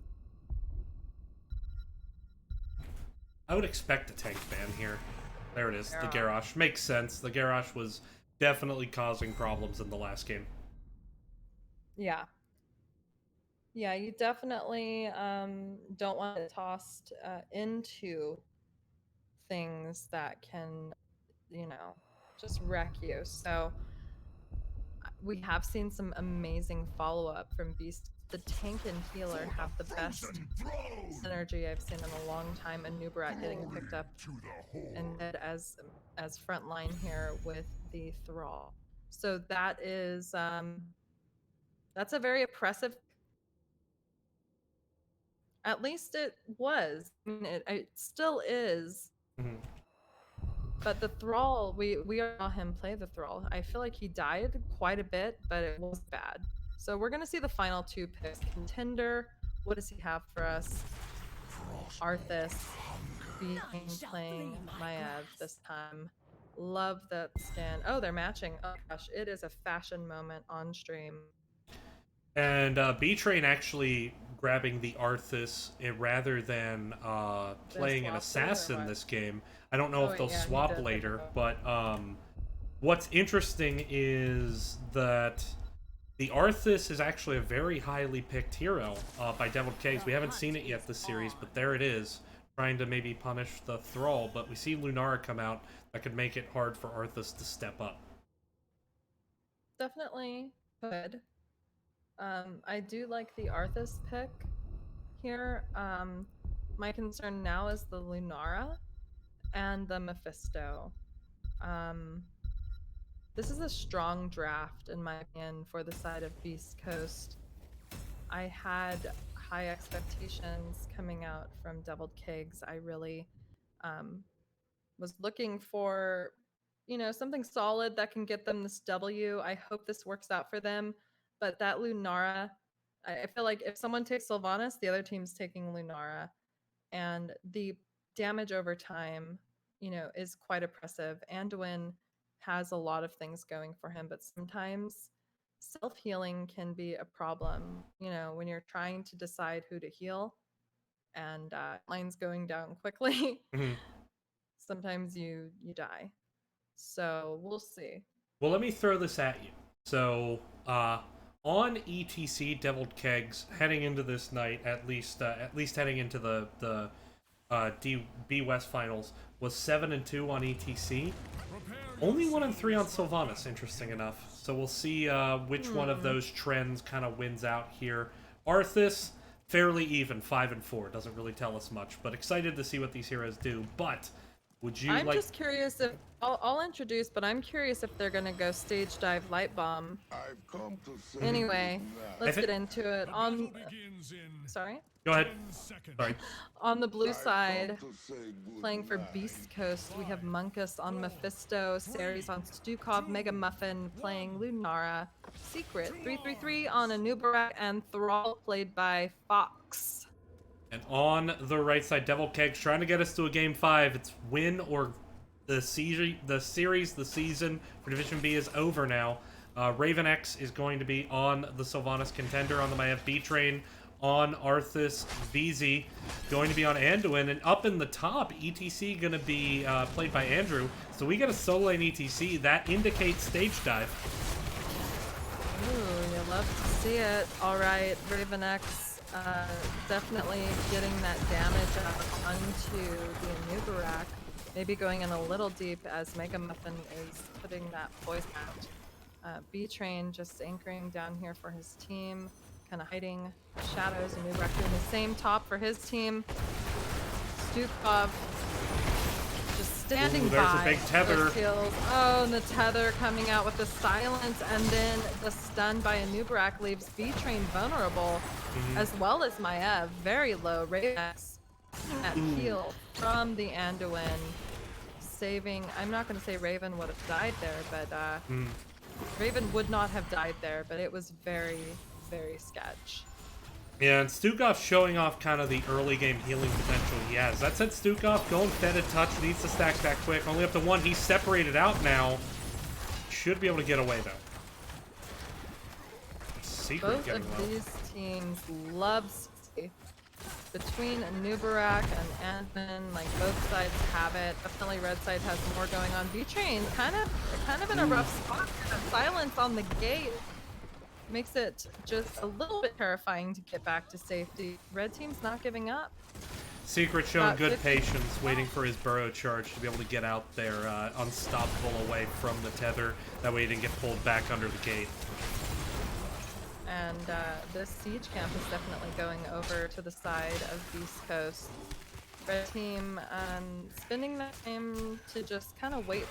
I maybe would have backed there because they are all just kind of low, chunked down a bit. Mega Muffin just hitting forward as the E comes out from the Maiev, carrying everyone in its path. And the root from Arthas was excellent. Very little follow-up because I think, quite frankly, they are still low. But here we are. We see it is time to head to the Bruiser camps. Red team's going to have to finish up this siege camp. And let's take a look at top. Looks pretty even, although Andrew does have full mana and Fox is having to back. Yeah, that 4-1 rotation tends to favor the blue team just because their bruiser camp is closer, which means they can rotate later. That said, red doing a good job getting theirs down quickly to be able to match what blue team is doing as we head into the effective phase. All right, now here we are. Is going straight for burn. DTC Contender looking coming on. in, getting the Ooh, tether Fox. onto Fox, and that is just good night for Thrall. B-Train just kind of zoning out blue team, asserting dominance as they rotate down to try and get some burn onto the blue immortal. Blue team still has some of that camp pushing. It was not cleared completely, interestingly enough. And B-Train is here being silenced, pulled by VZ with that life grip. And it's a back and forth. Red camp is still pushing top as well. Blue team. Ooh, Nara getting That was a CC chain like I haven't seen since last game when CC the was tether. relevant. And Stukov. coming out, B-Train is low, but he is pursuing the kill, and he gets it on the Stukov. Is Munkus next? Yes. They're Ooh, chasing for it. he's coming right back. They're waiting at his shade. He's done. He's dead. To quote David Tennant's final line as Doctor Who, I don't want to go. And Munkus still had to go back, and down he went. Yeah, if you're gonna die, just die. But here we are, almost to halftime. You know, all that happened, and we are still just now at halftime.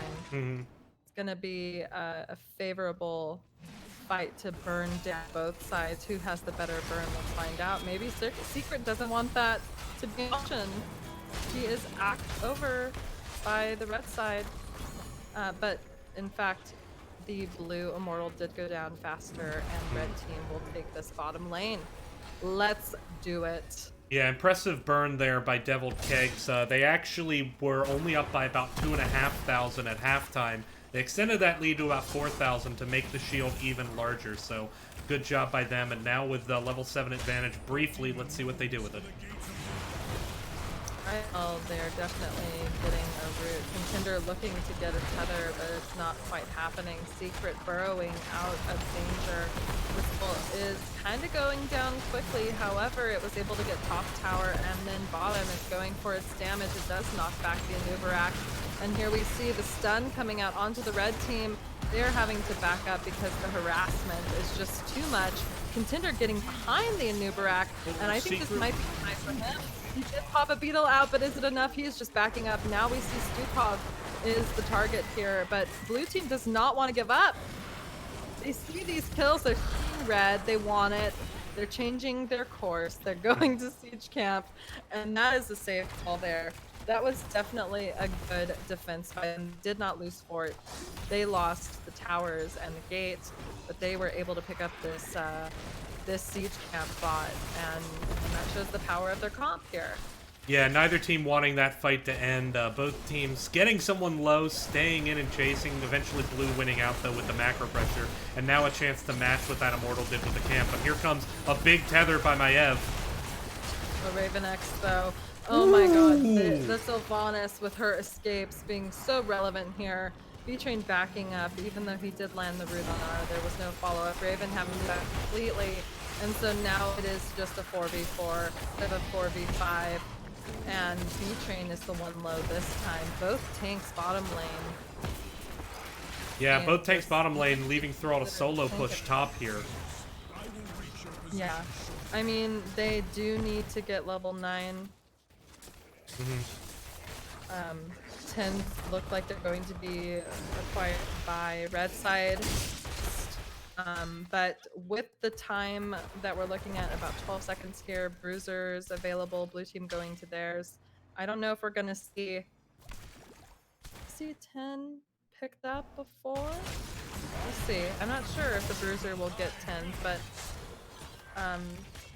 here we go. I don't think Here's it will the net bird. them 10, but it might tick over passively soon after. Yeah, it'll tick over It's very passively here in a close. second. Yeah, But very close. So blue team's able to work on their burn first, and 10s are available, so they did pick them up, and it's time to back up because we see Wailing Arrow Light Bomb as predicted with Stage Dive, Containment Disc, as well as Army Unit. So sustain and CC Oh lord.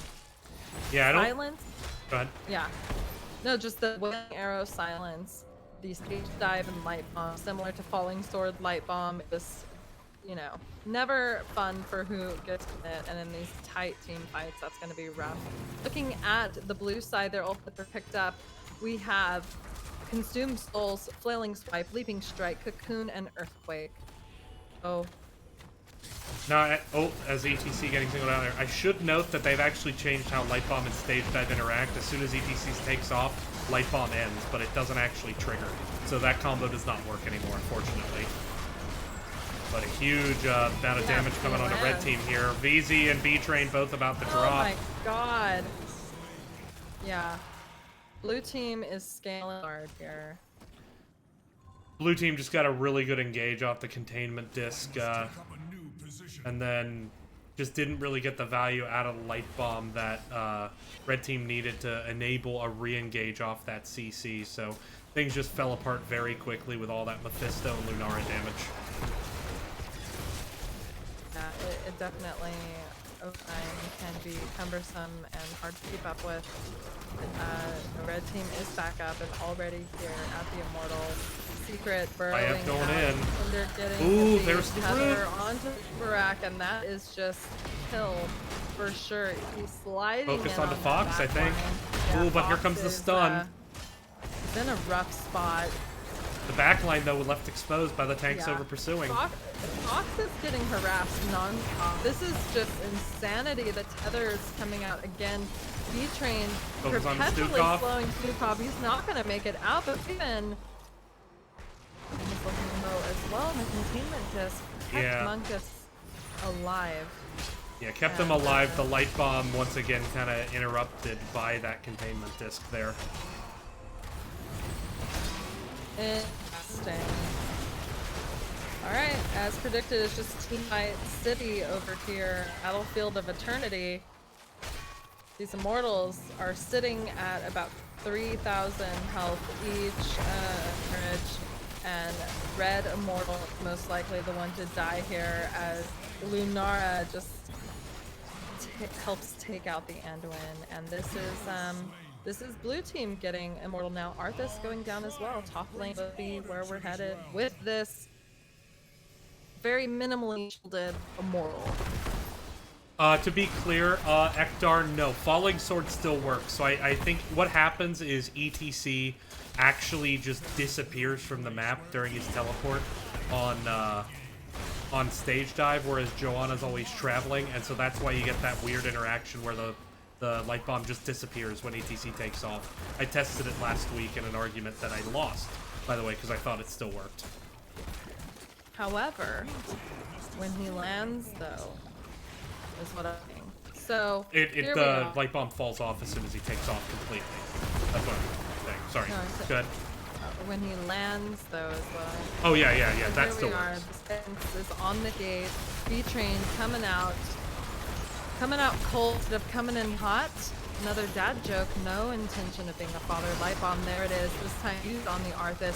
He is marching forward, looking Ooh, there's the stage for dive. these kills, and there's the stage dive. The slide in. Stukov is just isolated here, and Lunara doing her best to try to help. ETC being cocooned, just doesn't do much for helping that Stukov guys. And this time Munkus is the one that's gonna go down. Mega Muffin being pursued. They are hot on the heels of this Dryad, and Mega Muffin makes it out. Contender keeping secret, and ETC trying to slide in as a Beetle is popped out for safety. Oh my gosh, it was a B step, but it was them trying to back, knowing that if they did right there, they possibly could have just had at the gate. What is happening? This is an aggressive division. Yeah. It seems like we kind of get a chain of both teams over-engage at some point and then just get countered. We saw it on that last Immortal phase. Devil Kegs sticking around a bit too long. Sylvanas getting taken down by Nubrek chasing, proccing a re-engage. And there we saw just Stukov kind of getting caught out with the stage dive and getting engaged on, and Munkus now low should be able to escape that. I mean, should, but just when you go out there as Mephisto, and you have your electrical hula hoop, as I like to call it. Sylvanas is able to get 3 stacks on you and throw a W. It's almost lights out. You know what I mean? And that's pretty much what you allow yourself to be, is just a vulnerable target. You may not be able to be killed, but that damage over time does something, and this is the red team Ooh, that there's can- the big stage Too dive. late though. Is it Earthquake Oh. coming out and Oh, the number's tether! very low. Too Mephisto's dead. coming back. He's gonna drop. There he goes. Stukov Watch a nuke gone. rack. Mephisto's gone. This is the immortal phase with numbers of Beast Coast dead. Almost 4. Secret now the 4th. They need to do do have something with this in the macro. Go bot, ahead. though. They do have the 2 camps pushing bot. Thrall can Hmm. maybe go clear top, maybe not sit here in the shadows, maybe get as much poke as he can. Not sure, but he's deciding, and it looks like he's going for the immortal option. ETC is having to deal with that bottom pressure though, and he changed his mind. He's headed top. But blue immortal is getting destroyed very quickly. There's no way, in no world, right? Do they contest and win here? With level I mean, 16 neither that are close, 16. it's risky. They'd have to do Neither it right are now if they're gonna do 16. it. They're gonna do it anyway though. Contender maybe didn't expect it.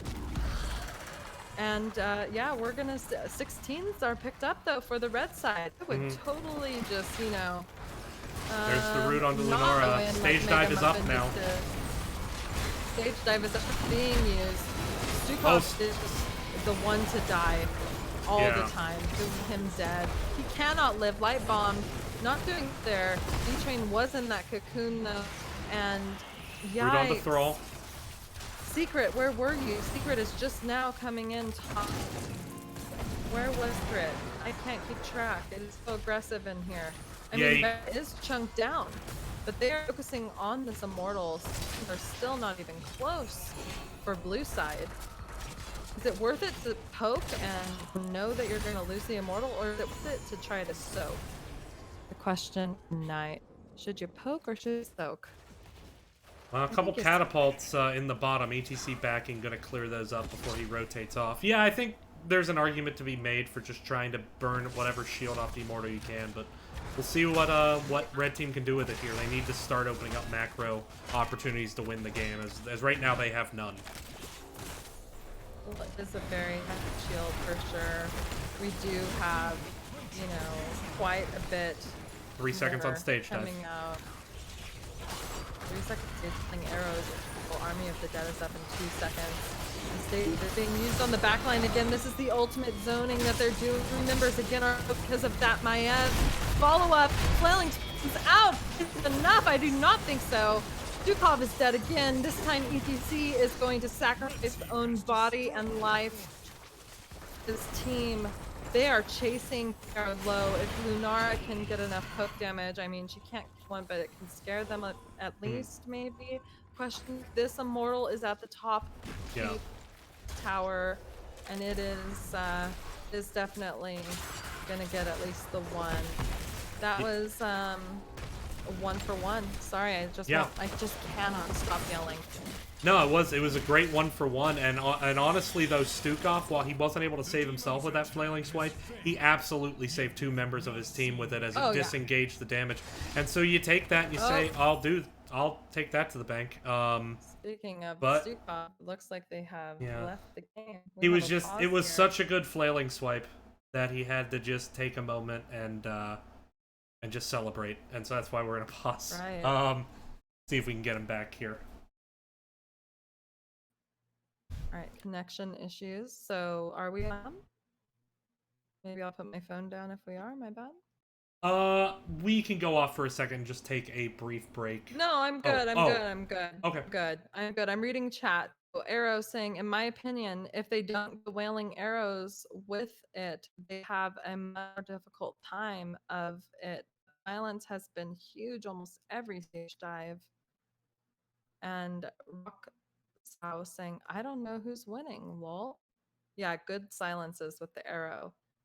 Yeah, well, I mean, structurally, red team is at a deficit, Mhm. but they also had a decent push top with the Immortal at the keep of the blue team. So we are even in talent tiers. Mhm. It was a 1-for-1 trade-off in that fight, and it's really still anyone's game. These teams, I'm gonna say this now. Um, sorry, I was reading chat. Mhm. These are so aggressive. Probably the most aggressive teams I've seen in any of the games that I've casted. And I thought I've said that before, Mhm. but actually, this is it. This is the most aggressive time, like watching and casting a game. I actually have no moisture left in my mouth from yelling the whole time.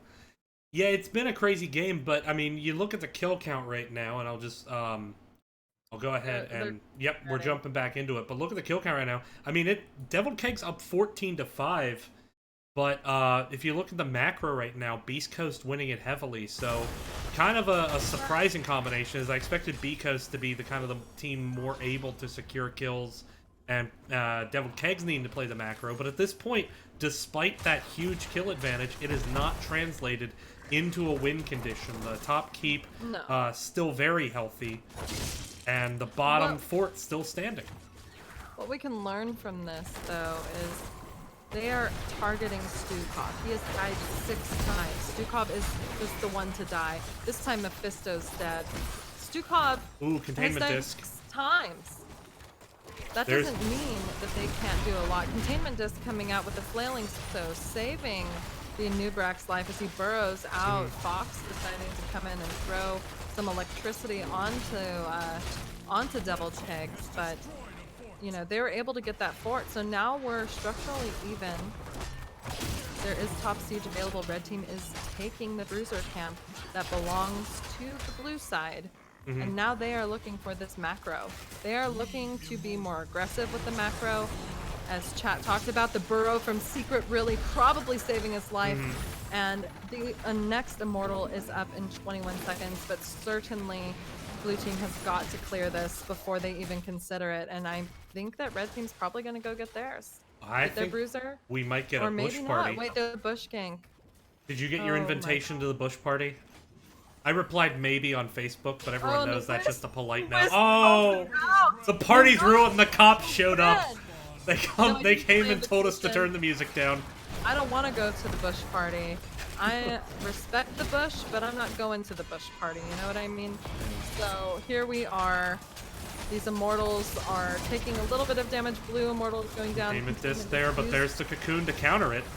Yeah, weird. It was a Light double bomb CC. collects nothing. Oh, and the flailing swipe coming out with. Oh my gosh! Ooh, Mephisto's down goes ultimate Anduin. just. Oh my God, Lunara leaping over and just damaging that Sylvanas to death. B-Train, can he make it out? I don't think he make it can. out? No. Oh no, and I if knew the ETC drops, answer. this could be I game knew ending. The answer. Andrew, what you got, Andrew? You've got poison, and I think Yeah. that is a beetle taking. No, the poison killed him. I would like to see Beast Coast here try to push up keep. It looks like they're going to go for the 100 or the near about 80-0 immortal. Actually, no, sorry, their immortal's already down to about 50%. But I don't know. I'd like to see them just take keep there with 4 kills on the map. Instead, they're going to steal a camp and try to get this immortal and try to win off that. So playing a longer game. Let's see if that pays off. We'll see. I mean, they do now have level 20. You know, maybe that was the call. They are also getting top siege camp. Maev is the only one left to defend. This immortal is not going down as quickly as I would have thought. It feels like it's taking forever. All of the members of the red side will be up for the fight as the immortal approaches the keep. 10 seconds left for ETC. This is the final battle. This really is what will determine, I think, who wins here. Unless all 10 people die and RNGesus takes the wheel. I honestly don't know. But we're about to find out. Here we are. Bottom keep. Blue team having an immortal with 50% shield. A very pivotal moment in this third game in a best of 5 with Beast Coast having a 2-1. This immortal is at the fort, or at the keep of Devil Kegs. I'm And they surprised are Devil looking for Kegs the isn't right trying to time. fight past the Oh. immortal here. That was their strat back then, but it is safer for them to fight under this keep as long as it is here. The Earthquake does come out, maybe a bit early. Ooh, The Arthas keep separated is gone, out though. and D-Train is so snared. the Life cleanse. Grip saving his life. Is Andrew going to be able to get out? This Immortal is on the core content. All the while has been cocooned and harassed by a Nubrak. B-Train, oh my gosh. Stage dive. They have to start getting kills. Nubrak is so low. The flailing swipe is doing Core a is lot down to though, 20. and they It's are going to done. fight for it. 7% on this core, 1% and 0. And the grand champions of the Division B Season 7 NGS are, go ahead and say it, It is Beast Coast. Beast Coast taking the W, winning the grand finals. Yeah, it's Wow. good win there by Beast Coast. I mean, they definitely, when I looked at the stats heading into this game, I thought that Beast Coast was going to be really brawly and really dominant, but when you look at it, it felt like game one. They lost early, but started to really respond well. Very close back and forth game. Game two, let's be honest, I think too much cheese. Game three, dominant performance. Game four, very back and forth, but ultimately getting that late fight, I think that let them come out and take the win there. So very, very well done by Beast Coast, and very well done being Division B overall champions now. So I called this tonight on Nexus Edge. I said Beast Coast. So, Turd, Artha now, Zeltoid, what? Just kidding. I don't know what I'm trying to say. It was the most insane time. Maiev did not die a single time that game with 5 kills. But it just wasn't enough to get over the top. Yeah, it just wasn't enough. I don't know. ETC did his best, but I don't know. Arthas, I'm going to say B-Train's Arthas was terrifying to me. I got a little terrified, for sure. He was like just a haunting presence. But all in all, that constant damage from Lunara and the consistent poke and damage from the Mephisto is really what did it. Stukov had to go through so much in those games, died 6 times, but still managed to get that win. I am so happy for them. And are we going to do an interview? Yeah, we'll try to. I do want to kind of break down a bit. I think the super strain that Stukov got at 16 helped out a lot because of that CC chaining you saw. It provided a lot of the burst healing, so even if Stukov died, there was still a lot of healing coming through off that super strain with his hot. We will try to do an interview briefly, but I want to say that I thought Deviled Kegs played really well that game, but it just came down to late. They had trouble getting value off the light bomb with the earthquake coming out. You know, anytime they containment disc, it was countered by Cocoon. Didn't feel like the Wailing Arrows were as impactful as they could have been. That's not to call anyone out. That's just to say, I think that's what fell apart in that last fight. But credit Beast Coast for coming back, being down kills in that game, and really putting on a show for us to be champions. So we're going to take a brief break while we get this interview set up. Stay tuned, and we'll be right back here on the Nexus Gaming Series. Thank you all very much for watching.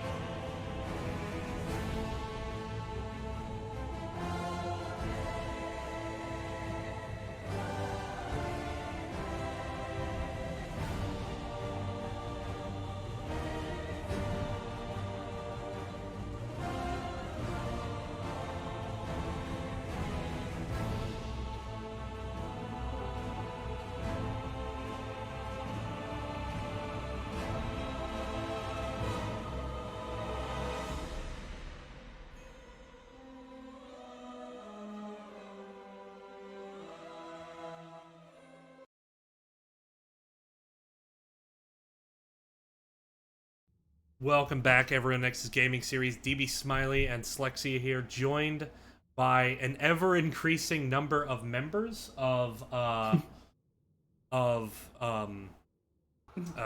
Beast Coast. I'm having a brain fart here. So we're doing an interview now with the members of Beast Coast here. So joined by Munkus, Fox, and Mega Muffin. There's another name in the channel. Are they on your team, or is that someone who just is looking for games? Because unfortunately, this is not That's that. secret. Oh, Yeah. That is secret. Okay, that's fine. Okay, Oh, I've had people just drop into channel and start talking during an interview before. So always fun to keep us on our toes here. I love think it. that most of the team wanted to get in on the call. In Yeah, some you guys form. literally just won season 7. You're all welcome here. Absolutely. I feel like before we get questions, why don't you guys just let it all out? Indeed. Interpret that as you will. I'm super pumped. I'm really proud of my team. We had a lot of adversity to get through this season. We had a lot of roster changes for various reasons, and we had people playing roles that they weren't necessarily accustomed to at times. And but we all pulled through as a team together. I think we're stronger as a team for it, and I'm really just so proud of my guys and what they were able to accomplish this season. Nice. Yeah, I thought you guys played really well. Does anyone else want to chime in here? Well, I just want to say that I love my team for letting me meme this grand finals. Like, I've actually been waiting the entire season to play Cho'Gall, and I finally got to do it, so I feel good. I love all you guys. Well, it was a pleasure to cast. You have no idea how much he was pushing. He wanted to do Cho'Gall in game 1, and I was like, no, we're not doing Cho'Gall game 1. I mean, we had second pick on Volskaya. That's just. We could have taken Shogal there. Well, I would remind you that the series was 3-1, and the 1 might have correlated with Cho'Gall. Maybe. It correlated Maybe with it did. Cho'Gall. It correlated with letting the Alarak through. They learned a lesson about Kel'Thuzad. We learned a lesson about Alarak. So, you know. Well, let's get into some questions, and then we'll let you guys get to your shout-outs. I'll never ask questions because I only make statements. I'm going to say secret. For KTZ, that was you on KTZ, right? Yeah. The one that plays tank too? The one that you guys are talking about all the different roles? My team's forced me into tank, yeah, but I'm having fun. Excellent I'm job. enjoying it. I want like a finger cam when you play KTZ. You know what I mean? Your chains and glacial spike combos, like, were really registered in my human vision and what it can do. You know, like, excellent job. I just want to say that. Tell me, how long have you been playing KTZ? Is that your favorite weapon? Yeah, I guess. I mean, I've been playing him since release. I'm kind of a little bit of a one trick, I guess. I'm level like 205 on him now, so I generally do pretty well. Great Yeah, job. that's how I met Secret, actually. It was me playing Maiev and him playing KTZ. And we discovered it's a pretty disgusting combo. Right. So then that brings my next question. Why would you guys allow Gall? No, I'm kidding. I know KTZ was banned, but still. That was not an actual. I'm done with my question. Thank you. Thank you very much. Well, I guess okay. So game 1, let's start early. Often game 1 can kind of set the tone for these series, and as we saw, on Volskaya, initially you guys lost the first Triglav Protector after having 99% and getting to overtime. And at that point, it seemed like Deviled Kegs had a formula for running in and getting that first kill and kind of snowballing off that. As the game improved, you guys seem to get better at resisting that. What do you attribute kind of the ability to disengage that execution comp? What was the big key there? Oh, well, the two big keys there are one, that KTZ isn't a real hero until he gets 30 stacks. Mhm. And two, like Maya of KTZ don't even come level 10 together. Mhm. And like you'll pretty much notice that yeah, they were blowing us up a whole bunch, but we adjusted like our positioning a little bit better. And once we hit level 10, when we got a favorable engage, we wiped their team. Yeah, it worked out well. I mean, also, I do want to say, yes, you wiped the team. You also, I thought, disengaged executions very well. So I did want to compliment you guys on that. We kind of already talked a little bit about game two, other than to say, the Alarak caused you guys problems. I don't think there's too much to talk about there. But what do you think was so dominant for you guys on map number 3? What do you think really worked out there for you guys on Towers of Doom? I mean, I have my own opinion. Mega, do you want to handle that one? I am like I think other than Cho'Gall, Chromie is actually my second favorite hero, and I love playing her as hell. Like I'll put all these time traps in the nastiest places, and if the enemy team is unlucky enough to walk into them, bad things happen. Or your But teammate Sylvanas. oh yeah, and Sorry, bad timing. right. I think our big thing on Towers of Doom was more that they they let us get Vikings again, and although they didn't see the nightmare that is playing against Vikings on Dragonshire, I feel like they definitely experienced it in Towers of Doom when we had actually a comp that could punish the enemy team very quickly and get kills very often with our good old Garrosh Malfurion root combo. Right. Yeah. And I would like to hear from Fox here. Fox, how do you feel that you were able to be so successful on that map? Like, what was your mission heading in, and do you believe you accomplished it?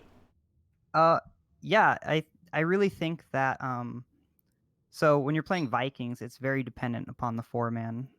Same thing with Samro. And me, I'm just trying to propel my team in like levels for like them to succeed. Like that's all I'm doing. So I'm just trying to split the map as much as possible, get us ahead in levels, and then like try and get their offlaner to join fights as little as possible. Like I'm trying to remove the Sonya from, you know, joining and stopping my four-man. No. So it's really just when the four-man's working, Vikings are working, and when it's not, and I have to deal with multiple people, it's kind of a struggle. Right. I Understandable. also think, like, we call that comp Death Ball, and it doesn't work unless the Death Ball is getting picks and pressing the advantage, either by forcing the other team to soak, send another person to soak and having a 3-4 for a brief amount of time, or by killing one of them and having the 3-4. And with Sylvanas there too, any singular pick you get, like I don't have to play a god tier Sylvanas. We just need to get a pick, and then I activate Black Arrows, and we get forward. So yeah, between having Sylvanas along with our pick off combo with Gary Malfurion, and even with the time traps, throwing people into the time traps so that they get that negative armor and get you blown up, and then the Vikings making sure that the enemy team just can't leave any spot on the map unchecked, and they also can't cap any of the points. Right. It's devastating to play against. Yeah, it was definitely devastating, but what's even more devastating is the fact that you guys actually have some of the best follow-up on each other that I've ever seen. You were also one of the most aggressive teams I've ever seen, but not like blind, stupid aggressive, like strategic, flawless aggressive. And I am very happy for you. I honestly had never seen your games until tonight, and I can say I understand why Stu. No, because I mean, as a caster, you cast various games, and there's like 1,000 teams, right? And of course, there's other teams in Division B, but your Stukov, I understand why he was target killed nonstop, you know, or whatever the hell happened. But the Malfurion roots just hats off to you. I don't even wear hats, but like I will actually put one on and take it off. Sadly, he's Sayers. I call him Sadly. He's so adept at playing healers.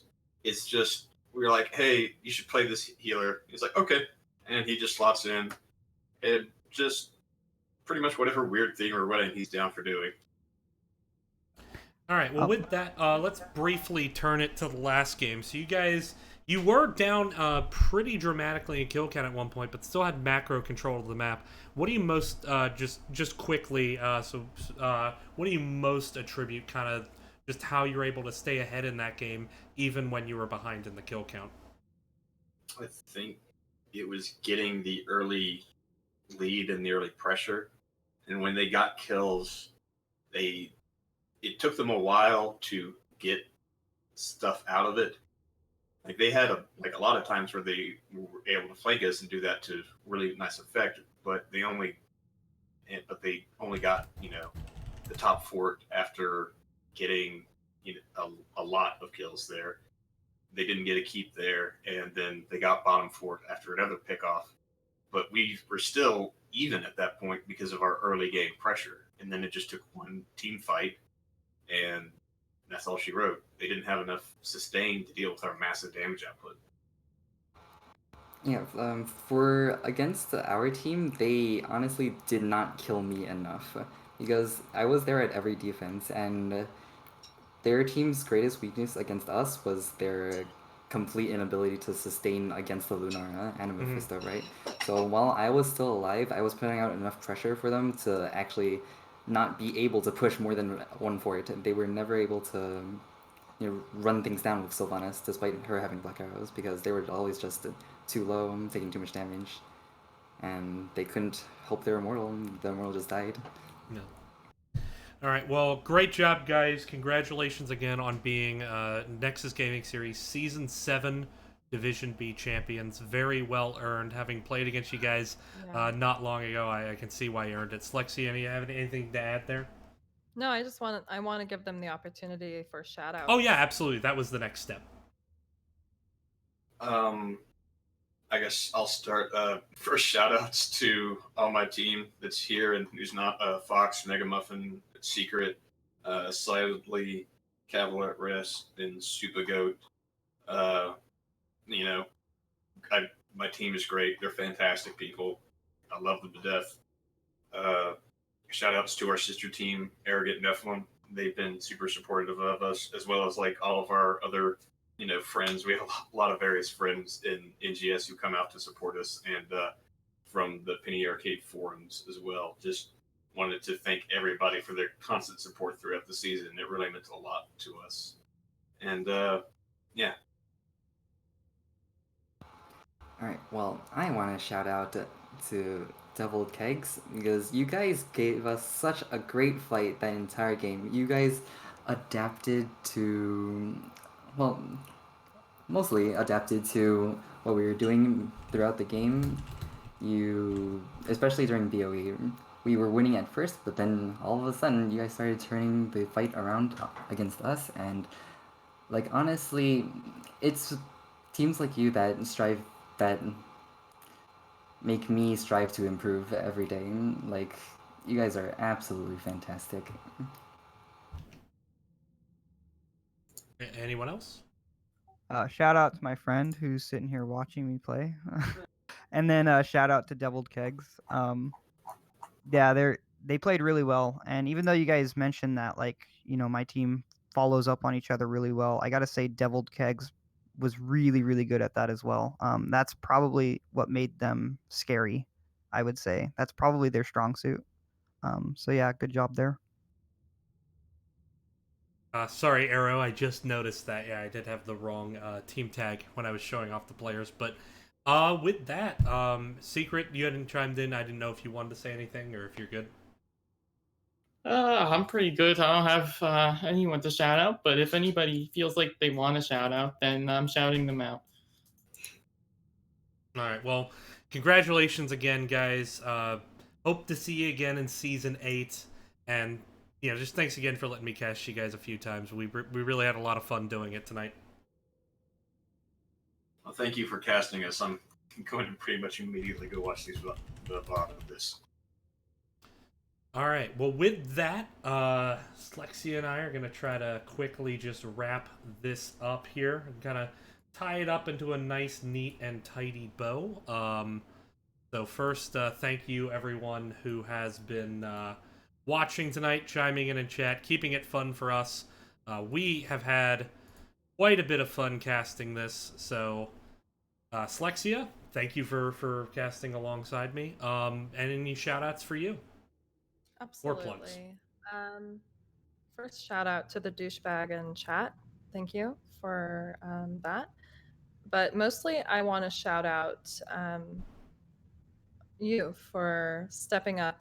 I know this game was almost not casted. We both just decided that we can't let these teams not be showcased in the fashion that they deserve, and that's why I'm here, because you spend weeks and weeks playing, getting to this point, and it would have been a damn shame to not have this showcased. So, grats to all of the teams actually for going through the season, and most importantly, grats to Beast Coast. I'm Slexia. I play Heroes of the Storm. I cast the game. I help run tournaments on other channels. I also do a show. Check out my Twitch. Would really appreciate it. It's something that that I like to do. I like to stream and play. I am the saltiest streamer on Twitch. Can confirm. Thank you for the salt facts. We'll have to watch the VOD and check them out. But yeah, that's all I have to say. And I look forward to seeing the results and possibly casting other grand final matches this season. Thank you, Slexia, and thank you everyone to come and watch. That's most of the fun of this is interacting with chat, interacting with the teams. Was a lot of fun to cast this series. I hope we put on a good show for you guys. I hope you enjoyed the presentation quality. Thank you again so much for watching. Thank you everyone who's been a part of Nexus Gaming Series. It has been a great community. I know the game has been going through hard times, but we're all keeping it fun, and that's what it's all about. We're keeping this game going here in this community. So thank you all for that. Thank you for watching. Thank you, Nexus Gaming Series. Thank you, all the admins who keep this league going at the cost of sleep at times. And with that, we're going to draw it to a close. Thank you all so much for watching, and have a fantastic night. Take care.